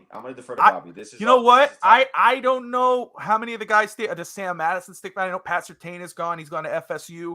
I like what Sam Madison was able to do. Madison's staying, right? I think so. I mean, Fangio has his. I'm cool with whatever Fangio does. If Fangio wants to go clean house at defense, do what he wants to do. Just let it roll. I will say this: the only name that I will say has nothing to do with defense, Anthony. The positional coach that I could see coming to Miami because of Fangio is Mike Munchak for the offensive line, because of his relationship with Munchak. He coached with Munchak coached for Fangio in Denver from 2019 to 2021. And Miami just fired their offensive line coach. I could see that happening. And with other positional coaches, I'm not too sure. I don't mind that. Yeah, I don't mind Jacob. I don't mind let him do his thing. You know what I mean? A lot of people do that. I think somebody realistically, you get a job offer. If I get a job offer, obviously, even if I give, I'm pretty sure they communicated. Obviously, we just the fans, we were going crazy. Why hasn't he signed? And when is it going to happen? And this and that. But I'm pretty sure they're communicating, and they know. I'm sure they are. Look, I'm okay with it. I think somebody jumped the gun. Maybe it was his agent trying to get more money. Whatever. Always. But he didn't sign the dotted line, and he's hired by the Eagles, so he wasn't. I thought was funny, I'm like, I didn't see him ever going back to the Broncos. I thought that was. I didn't see that. I felt 49ers maybe, but I didn't see him going back to El Gringuito. Oh, I think he misspelled that. It don't matter, but Anthony, okay. Hey, first off, Anthony, man, we thank you for tuning in. Steve's right. Yeah, man. Thank you for tuning in, brother. Smash that like and subscribe button. Anthony, You as well, man. Everybody that's tuning in, you guys are watching the premiere episode. Any topic you want us to discuss, let us for know. sure. Put them in the comments. Anything, anything really. I mean, just not something that's gonna cause any, but yeah, any life story, like no daylight, no daylight is a maybe not today because we're running up on an hour and a half, but I don't care. I think we're having fun. But is a freaking a beef patty wrapped in lettuce, a burger. Oh man, no. Bring it up. This is my wife was the one that brought that up. Now, first off, that was you're a selfish SOB. You left me high and dry to deal with that crap. Well, I was working, and I just I wasn't working. So was I. No, I was coaching. I was coaching a game, and when I come back, I have like 152 messages, and I come back to the whole to get to the point. The whole story was, they were trying to sell Bobby on having a burger lettuce wrapped as the buns. And I'm like, look, that's not a burger. That's just a salad bun. Like, you can't do that. That's not a burger, man. It's a patty. It's just a lettuce patty. Lettuce. No, there's no lettuce patty. Lettuce is lettuce. It goes inside a sandwich or it goes with your salad. There's no patty. It could taste delicious. I don't care. It doesn't qualify as a burger at all. At all. I defer. Thank you. At least I know I wasn't alone, because they were going off and it's a burger. No, it's not a burger. A burger. Go into Google, type burger in Google, and tell me what you see. Tell me if you see any breadless patties on there. My favorite one. Oh, okay. Here you go. I'm not gonna lie. I was always Real Madrid when Ronaldo was there. I will always, and it's funny to me when I used to watch Mexican soccer. I used to love Cállate la boca, Tatiana. Sorry, she's talking trash. He eats his burger. That was her defense. Why are you 4 years old, bro? I don't give a damn. I think it's such a waste. Oh, what do you want on your pizza? I want anchovies. I want this. I want that. I was like, don't you want to taste the pizza? Oh, yeah, but that's. Well, I mean, same thing with a burger. How much crap are you gonna put on a burger or a hot dog? I was always a Madridista. My dad was always Barcelona, and my son is obsessed with PSG. So now, obviously, I've played with PSG I used to love AC Milan too. Yeah, for me, I was never really a soccer fan growing up at all. Because of my wife and her family watching the World Cup, is when I started really watching it and really got into it when the first year they won, PSG, with what's his? How do you say his name, Alex? Mbappe. Mbappe. Oh, okay. I'll teach. My son taught me this. Kylian Mbappe. Mbappe. So he made me a fan. So now, like, I got the game. I like the teams. I know, so for me it's PSG, and I'm excited about the future for Inter Miami, because the likelihood of Messi going there, I think they're still negotiating. They're still negotiating. It's gonna be, that would not only be great for Miami, but I think it will be great for American soccer, MLS, because what it's going to do publicity wise. Jacob, okay, here we go. How much longer as Marlin fans are we going to put up with this ownership? How long do we put up with Loria? Man, and the thing is, like, if this all comes down to Sherman, if he doesn't want to sell, we're stuck with it. Jacob, we're down. We tried. I believe that she could join us one day live. Tati for sure. Yeah, Tati will love to. My wife doesn't want to join live. I already proposed it, but she doesn't want to join live. But Tati for sure would do it. So she said yes to marriage, but no to coming onto the show. Exactly. So I was lucky on one end, hand in hand, but unlucky on the other one. So she just lets me bear the grunt of the face on camera. So I'm like, all right, whatever. You're missing out. Go Dave says I eat my burgers with ketchup and mayonnaise. You know what, Dave? I respect you, sir. I respect you, sir. Yeah, but and relish and pickles. Oh, and bacon. Damn it, Dave! I didn't see that. You douche. That's the part right here that you gotta go with. Now, relish on a burger. I've never tried that. Tried it on a hot dog, but on a burger. That's interesting. Now, let's do that. Toppings.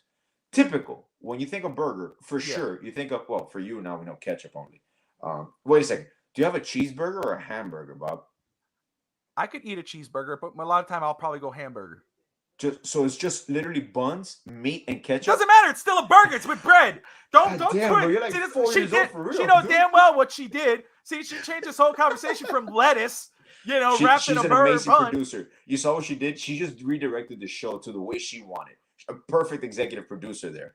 Perfect definition of our marriage. Steve goes, I eat my meat raw.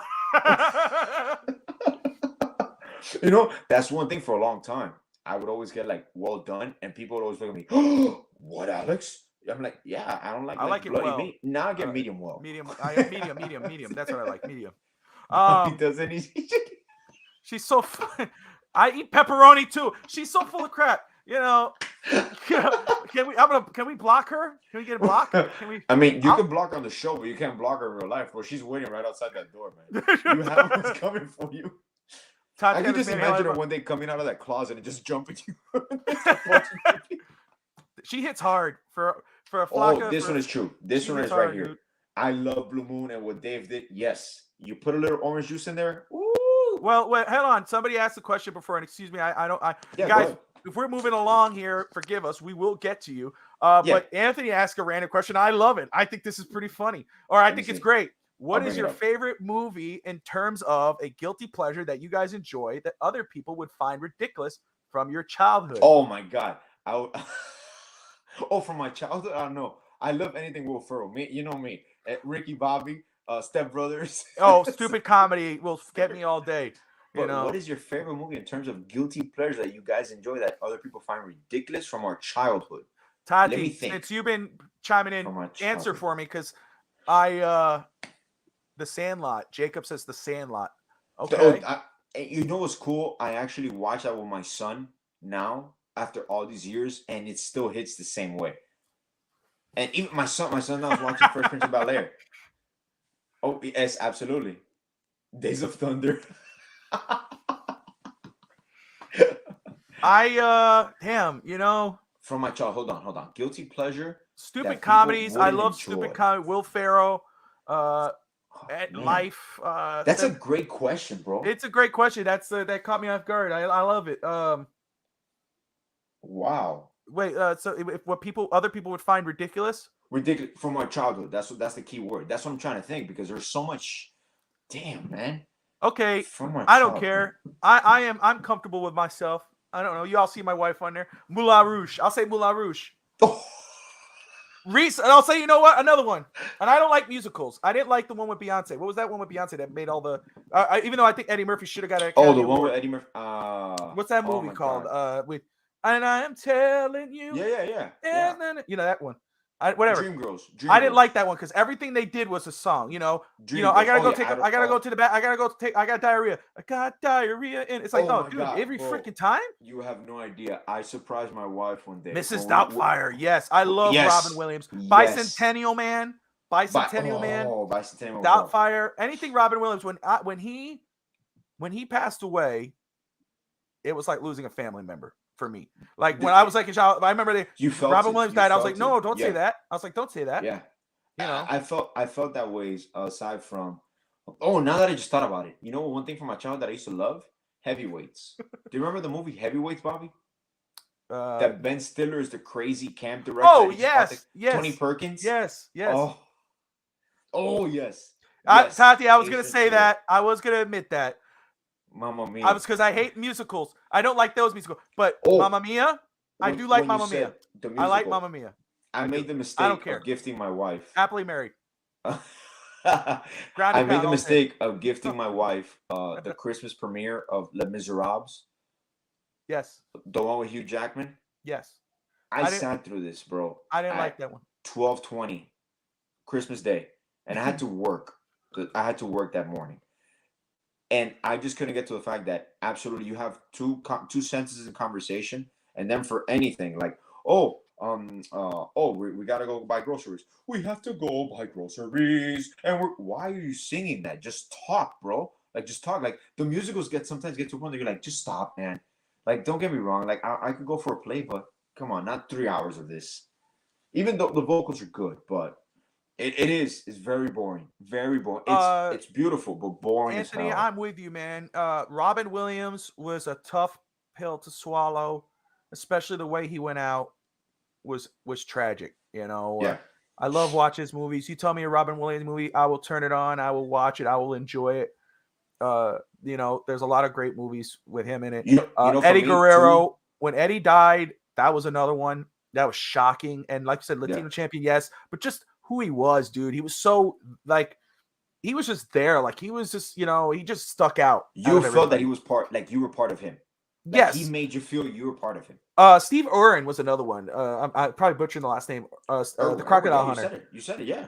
Yeah, he was. I remember I was at my grandparents' house and my mother walked in the room. I was waking up. It was the morning, and she's like, "Steve Irwin died," and I was like, "What?" And, we always thought that was going to happen, but it was like, but not. You don't really, just who. Yeah, he but is. you felt that he was Braveheart.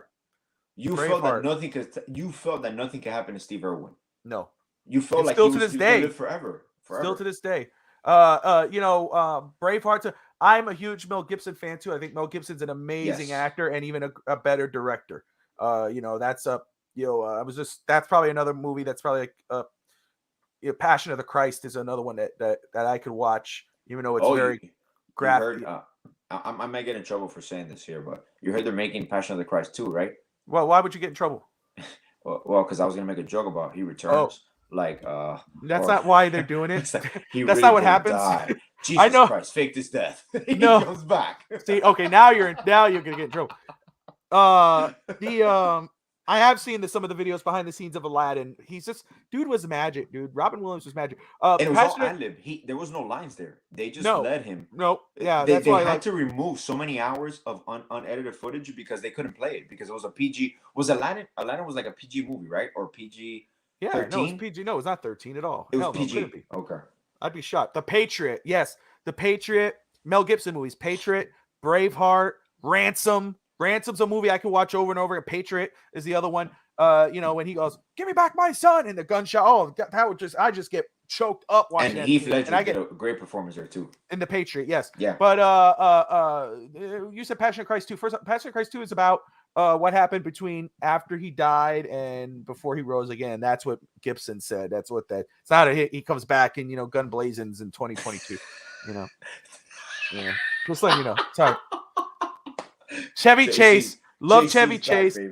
Back, Chevy Chase. Community. I liked him in Community. I guess he's kind of a douche. Bill Murray's another one that I like. Bill Murray to me is look, honestly, actors that I could watch anything they've done. Robin Williams and Denzel Washington. I can literally watch any Denzel Washington movie and be intrigued by it. Yeah. Like I absolutely love it. As a serious actor. That's a great one. Patriot's such a great movie, man. And again, Mel Gibson, the way, just like even Robin Williams is a comedic genius, but as a dramatic actor, dude was one of the best. So underrated. But Mel Gibson is as a dramatic actor, when he cries, like you start to cry. Like it's just what I give credit to in regards to Tom Hanks. I've never seen an actor command a screen basically alone almost the entire movie, as in Castaway and in Forrest Gump. Like he literally portrays the whole range of natural acting, man. It's insane. Any Stallone movie. I like Stallone. Love the Untouchables or the Expendables, excuse me. Untouchables is Kevin Costner. That's another one that the Untouchables. I love that movie.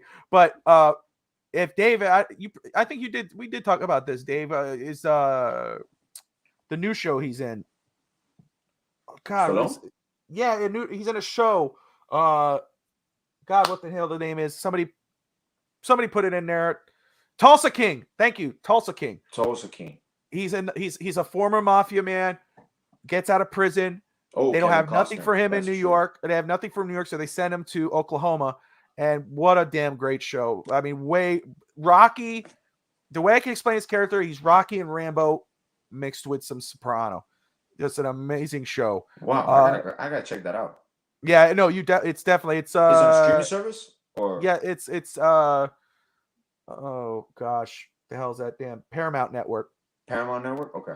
Kevin Costner, John Rambo and Rocky Balboa had a baby. Hatfield and McCoy's. Yeah, that's exactly what it is. That's exactly what it is. He was a genetic build. So, guys, let me just say, yes, Tulsa King, Steve, it's amazing, isn't it? The coffee pot scene. I just love that. And I don't want to spoil it for anybody who hasn't seen. That's why I'm kind of keeping it for Alex. Don't say shit. Yeah, don't say shit. They all die in the end. But what? But he turns into the Tulsa Queen. What? Guys, let me just say, that's right. He identifies as no, stop. Sorry, no, we're not doing that. We don't do that. My favorite dramatic movie from Robert Williams is Dead Poets Society. Yes. I just saw The Awakenings. I never saw Dead Poets Society. Yellowstone, great show. Kevin Costner, same creator of Tulsa King. I think it's kind of fallen off a little bit though. Love Kevin Costner, love that show, but I'm not gonna lie to you. I mean, I think they're starting to drop at the ball a little bit. Yellowstone. It's great. If you haven't seen it, Alex, I tell you to tune in for sure. But I haven't started that. Past couple seasons have fell. Goodwill Hunting. Right here. Goodwill Hunting, to me, the scenes in him and in the consults with Matt. The Godfather is the best trilogy movie franchise in history. In my opinion. Al Pacino, Marlon Brando. That is the directing, Francis Ford Coppola. Yes. And just so everybody knows, Tati and I, how we met was at film school. We went to Full Sail University together to study film, and so that's kind of a little bit of our forte. Even though a lot of the movies she watches are boring as hell, but Serpico. Yes, that's Al Pacino's great performance. I believe it's in the 70s or 80s. He's a detective and Bob, amazing. Have you watched Serpico? No, I have not seen Serpico. Man, when you can watch it, I have to because I'm a huge Al Pacino fan. De Niro, Pacino, Dustin Hoffman is another one. He's like Dustin Hoffman. You know who I love too? Michael Douglas. I love Heat Michael with Douglas. Al Pacino. Who? Michael Douglas. Oh yeah, for sure, Michael Douglas. Yeah, Heat with Al Pacino, Robert De Niro, one of the better movies. It's crazy but they never really acted. They only had like one scene together. Al Pacino, Goodfellas. Goodfellas. You can't. Joe Pesci. Oh yeah, man, for sure. Al Pacino. I wish they had more. I wish they had a more in-depth movie together. Al Pacino and De Niro. They tried to do one, Righteous Kill, I think it was called. Yeah, and that one bombed. I still liked it because it was them. Oh, Kirk Douglas. Oh, yeah. Deer Hunter. Come on, That's. But Martin Scorsese. I know Tati. I think that's her favorite director is Martin Scorsese. But that's been since the beginning. When we did Eyebrow Man. yeah. That's what Robin Williams, two caterpillars trying to make. That's what he said. You remember that? Yes. When we did a back in college, we did a presentation about our favorite directors and whatever. Of course, everybody had Tati picked Scorsese, I believed, and the movie was what was that movie with that he directed with Jack Nicholson and DiCaprio? Yes. That's what I think she talked about that. For me, it was Mel Gibson and his director Braveheart, Apocalypse, and Passion. His three directors. Kenneth Branagh is another good director. He was an actor. Kenneth Branagh, who did Frankenstein with De Niro. That was another one. But my presentation was on Gibson and those movies that he had done. A lot of memories, dude. And Ron Howard. I like Ron Howard too. That's lazy though. That's lazy. It's like the same thing with Scorsese. That's a lazy guess. For me, it's like, oh well, damn, Kenneth Branagh. Wow, I didn't realize. Yeah, he's done a lot of good movies. Let me tell you about him. Or Mel Gibson. Oh damn, I didn't realize. Oh, who's your favorite director? Steven Spielberg. That's lazy. Come on. Oh, lazy. Yeah. Or top. Like, who's your favorite basketball player, Bob? Dwayne Wade. Alonzo Mourning. Just Miami, Bob. No, I go past that. Whatever. LeBron James. Whatever, bro. What, Harrison? Harrison. Harrison's Bobby's younger brother. I love him, but he's my eternal enemy. Spielberg is a stud director. No one will ever do the same thing with Ron Howard. I just think it's like, bro. I just think it's easy. It's like easy. It's like go with something else. Go with something else. Ronnie Seckley. There you go. I don't know who that is, so I like that, Jacob. There you go. Ronnie, I'm gonna look him up now. He could be he's different. You see, Tarantino. What Alex probably did when he said Spielberg, he probably looked and saw a movie on his stand behind the damn computer, and he goes, Spielberg. That's probably what he did. Quentin Tarantino. Just thought of E.T. and then that's right. So you just saw E.T. Like Spielberg. It's like, oh, good one, bro. Francis Ford Coppola. That's a great one. And Godfather. People don't know he's the uncle of Nicolas Cage. That's right. A lot of people don't know that. Nicolas Cage's last name is actually Nicolas Coppola. That's right. That's true. There's your trivia for today, guys. Alfred Hitchcock. I like that. That's classic. Psycho. What is it? Was his That's one of the great things about film school when we went. We saw Buster Keaton, Charlie Chaplin, Clark Gable. It was the first time I ever saw Clark Gable. Oh my Clark God. Gable, one of my favorites. I love watching his movies. My favorite movie is The Sound of Music. So there you go. I'm used to all these things. I used to see Gone with the Wind when I was a kid Yes. Casablanca. Those Yeah, are things that- Casablanca. We saw that in film school, and those are movies like That's- I never saw it, and then I appreciate them now. You know, I love watching those movies because even though Gone with the Wind is one of my favorites, but it's the longest. Before we go, because we apparently now turned into a movie critique podcast. My favorite horror movie is Saw. I love Saw. The whole Saw series, I love it. Me personally, because it's a psycho thriller. Maybe do you remember us watching Halloween on Christmas? Lethal Weapon, Goonies. There you go. Thank you, Dave. I like that. Richard Donner. Love the Lethal Weapon series. Love the Goonies. Grew up on them. What's your favorite Latino themed movie? My dad was actually watching a movie, Burt Lancaster the other day. Tati says, "What's your favorite Latino themed movie?" Oh, a lot of people are gonna say West Side Story, but my favorite Latino team movie. Wow, I have to. What's that called? Oh gosh. Damn, that's a great question, bro. That's a great question. The Lost City for me. That's what it is. That's what I'm. Oh, that's when Andy Garcia, The Lost City. That movie. And I remember that movie hit home when I had showed that to Ralph the Father. Okay, it's funny. Alex the boy, Ralph the Cheech Father. and Chong up in The reason I say Ralph the Father, that's my grandfather who passed away, but we call him Ralph the Father because we had Ralph, my stepfather. His dad was Ralph, so we call him Ralph the Father. My grandfather, Raphael, when I said, "Oh, this movie's amazing. You should watch this movie," Tati and I saw it, blah blah blah, and told him what it was about. He had no interest to watch it because it brought too much. Still pissing me off that they got an American guy to play a Cuban guy. I love Al Pacino. It brought too much bad memories. Thanks for not saying Scarface. I like Scarface though, but yes, no, I would say Lost City. I love it because even though I'm not Cuban, my best friend is Cuban. My grandparents are Cuban. I grew up in a Cuban house. I feel close with that, and so, but just what they had to go through in regards to my grandparents and their family behind them. I feel connected with that story, and I remember he had no interest in watching that. But well, I took my parents to the movie theater with my aunt and my uncle to watch that movie when it came out. Yeah, he is. He identifies as a Cuban too. My wife, I am half Puerto Rican, and then my mother's just, white, Italian, Polish, or whatever. But my wife says, no, I'm Cuban because of what I grew up with. He goes, this is the funnest conversation ever. It's like my childhood friend got together and we smoke and drink. That's what this is, Jacob.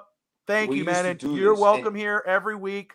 And you're welcome to come on one time. Hit it up with us, bro. Let's do it. We promise you we're not going to run this late, but me and Bobby used to talk in our porch, in my porch, and in his porch. We would take turns until 2 or 3 in the morning. And we had conversations just like this.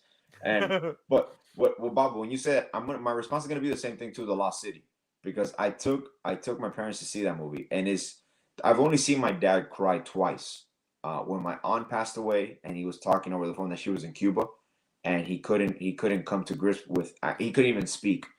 And in the scene where Andy Garcia is boarding the plane, and he has to give the watch. Yes. That part to me, because you see the pain where my dad had the uncle. Yes. When the son, the brother became part of Castro's thing. Yeah. You said you saw your dad cry in that movie. Of course, because they lived all that. And my mom came in 1961 with the Peter Pan group. She was only 14, 15. My uncle was a political prisoner, and my grandfather was ordered to leave the country 2 years before. My uncle gets arrested. They repossess the farm, the cars, the restaurant. They repossess everything that becomes part of the state. And so those scenes where you're traveling, you're leaving. People don't understand this. You're leaving everything you know in a matter of 3 to 4 days, and no one can know you're leaving. So you are leaving everything behind, absolutely everything, your history, your family, and you're starting abroad brand new, which very few people could even fathom at this point because of social media and all that. Back then, it was literally like, right now, I tell you, Bob, hey, in 3 days, you have to leave that house. You have to leave with your family, and we can't guarantee you ever going back there again. Yeah. And that part, when you see it in a movie, and obviously cinematically, you get the dramatization, but you realize, like, holy shit, that's part of my heritage. And I was born here, born and raised in Hialeah, but still, I've always lived it through them, not their frustrations, but their experiences. And I've always asked a lot of questions. I know my whole family history, but it's insane that you see that and you're like, wait a second, that is my family story. It's true. Jacob, Yeah. hey, man, I don't know if you got Twitter or not, brother. Let us know. But you could reach out to either Alex at AJ Atia or _ Tia, right? I don't even know my Twitter handle, Bob. Hold on. Give me a second. Unprepared. I don't look at my Twitter handle. Or at Bobby Finns Talk. You could DM us, and, man, we'll get you on, brother, one of these episodes, man. We're going to be here every week. I am at AJ _ Atia. There you go. I had it right. But, you can follow us on Twitter and send us a DM. We'll work it out, get you on. We can talk about life. She's a hater. Whatever. We can call this the albino melting pot. Screw you guys, man. But guys, listen, we're almost at 2 hours. This is a lot of fun. This is insane, bro. We can't promise that. Bob? Yes. Holy shit. I can't say that it's always going to be like this. My kids. Oh, God. Yeah, that's right. Yeah. They didn't eat dinner. Can't always be like this, but it might be because. Yeah. All right, Jacob. Cool, man. Look forward to talking to you. But it could be like this because of. What do you mean by albino? Exactly. Very light pigmentation, borderline see-through, clear. Yeah, go ahead. Let me tell you something. He's white, man. In Miami, in Hialeah, I was the gringo. Oh, I never felt more. I was the white. It was the American or the Americano, whatever. And I was never treated as a Hispanic, even though I was half Puerto Rican. He was the whitest man in Hialeah. Whitest man in Hialeah. I got brothers and sisters, bro. And they were white. If he would lay down on the sidewalk, you would lose, Bobby. He was white. That's not true. But these people are disrespectful, Dave. I'm sorry. But in Nashville, I've never been more Hispanic. That's my wife said. You're a man. That's the thing. They don't know if I'm Mexican. I'm a man. I heard so many conversations. That'll be a conversation for the next episode. We'll keep that for the next one. You look like a very light Mexican. And once again, we could joke about all this because I'm Cuban. I'm Lebanese. You are Puerto Rican, married with a Puerto Rican with a Cuban stepfather. Really there's no racism. There's no sexism. It's just, we're just live, fun. We just have fun. Listen, guys, like I said, this is straight out of Hialeah. We're straight out of Hialeah. We were raised there on 10th Street. I'm Bobby. That's Alex. We're excited about doing this.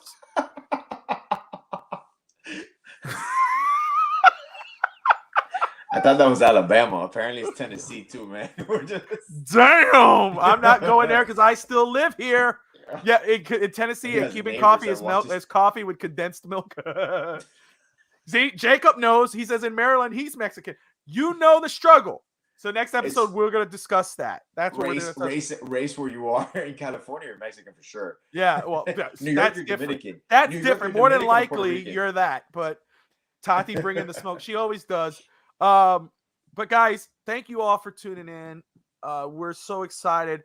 Like I said, can't promise every episode will be 2 hours, but I guess when you're having fun, time flies, and this has been so much fun. Like I said, I've had a lot go on the last 48 hours and whatever, but I really wanted to do this because even though the whole network, Finns Talk Sports Area, is a passion of mine.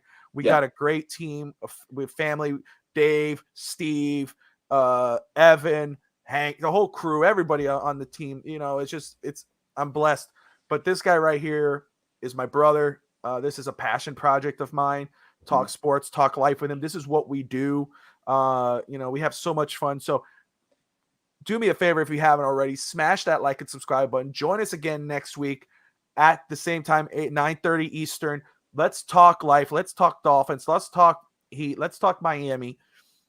And again, like I said, just life. That's what it's about. Let's have fun. Everyone's welcome to join us. We could have it where we have a person on. We'll talk about life with us. Nothing is off the table. Tomorrow, what do we got? Today is Monday. Tomorrow's Tuesday. We got Real Talk Finns Talk with Steve Malloy and Rob Mosley and Evan, I believe, will be joining that show.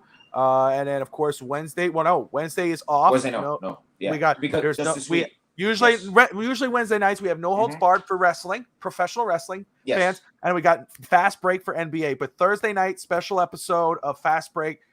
reactions to the trade deadline. What goes down? Do the Heat make a move? What happens with Kevin Durant? What happens with Kyle Lowry, Westbrook, Paul, all going down. Watch Fast Break. And then, of course, Friday, we got draft talk with NFL and Dolphins. I can't thank everybody enough for tuning in. Last Friday, we are at currently for the draft talk show. I don't see no one else doing draft stuff in regards of podcasting and YouTube shows. We broke 1,000 viewers on that show. We are currently at 716 subscribers. So we are getting close to 1,000. I'm getting to huddle up and wait. Well, did you guys move to Tuesday? I was going to say Thursday. Oh, my bad. Yes, if I has to eat live a burger with everything. Hey, but that's a cool reaction. And look, honestly, this is what we make it right here. Jacob, thank you so much for tuning in. We and Bobby talked about this. Like, I don't think we can put it into words ever. Up and wait. Is that Huddle Up and Wait it will come on when everyone's available. Huddle Up and Wait, straight up NFL talk. Dave Stager has his ear on the league. If you want to get in on some rumors that no one's beers and beer. That's exactly right. If you want to hear something that you might not hear on Twitter or read on Twitter or hear online, watch the show. You got Brett Legassi, who knows what he's talking about when it comes to football. Two great minds, two great guys, former veterans, two veterans, former military, Air Force, Army. Love those guys. Dave is now on a roll. But I'm sure I'll talk to him later tomorrow or something. But anyway, what people don't forget, they just choose not to remember. That's that's the Latino jab right there. There it is. Chink. But anyway, and then of course Saturday, we got Finn's Talk today with Fish Tank and myself talking Dolphins. Whoop. So smash that like and subscribe button. We appreciate you guys. Alex, why don't you close us out, my man? Final words, and then hit that go button. Whoa, my man, this has been funner than we ever expected. We are kind of peeling back the curtain to who we are. This is realistically, you see us talking live here for 2 hours. Conversations between me and Bobby are just like this. 2 hours talking about everything from our kids to our wife to home. Snuggle Grizzly. Bobby's gonna eat a cheeseburger live. That's why I will not be going to the Reese's Senior Bowl next year because Dave's gonna go, hey boy. Look, that was that. I knew it was directly at me, you son of a. That's like the Will Smith scene in Bad Boys. Like, have you ever made love to a man? Yeah, you want to? You remember that? You ever made love to a man? You want to? Hey, for me, this is the best thing, the best premiere episode of. This is honestly a passion project, like Bobby said. This comes from our hearts to you guys, where we just want you to realize, just because you see us on camera sometimes, we're going to have bad days. We're going to have good days. We have families. We got responsibilities. But we always have time to talk to each other about life. We're just boys out of Hialeah, in our porch, drinking coffee, smoking a cigar. I'm going to smoke a cigar live. I can't smoke in my house because my wife will kill me. So I'll probably be out there one day. We can smoke our cigars, just hang out, have a little rum, whatever you want. I just want people who listen in and call us in, or we interview them or interact. Just be relaxed. Enjoy your day. And maybe for an hour or 2 hours, we make you have a better day and end your day right. Alex said it, not me. I love you, Dave. I love you, Dave. You're a rebel, Latimo. Hey, man, what can we say? What can we say, bro? This has been far beyond what we envisioned. And this could be, for the whole network or just for our listeners, this is something that you can basically use as therapy. Just relax, enjoy your day. It's a Monday, so a lot of people have those Monday blues. They can end it on a positive note with us. And just call us, tell us how your day went. What do you want to talk about? We can talk about movies, we can talk about streets, we can talk about whatever you want. Sports too. Obviously, we'll talk some sports. But as I leave the chat. All right, guys. Thank you all for tuning in. We will see you all next week, same time, 9:30 Eastern on Monday night.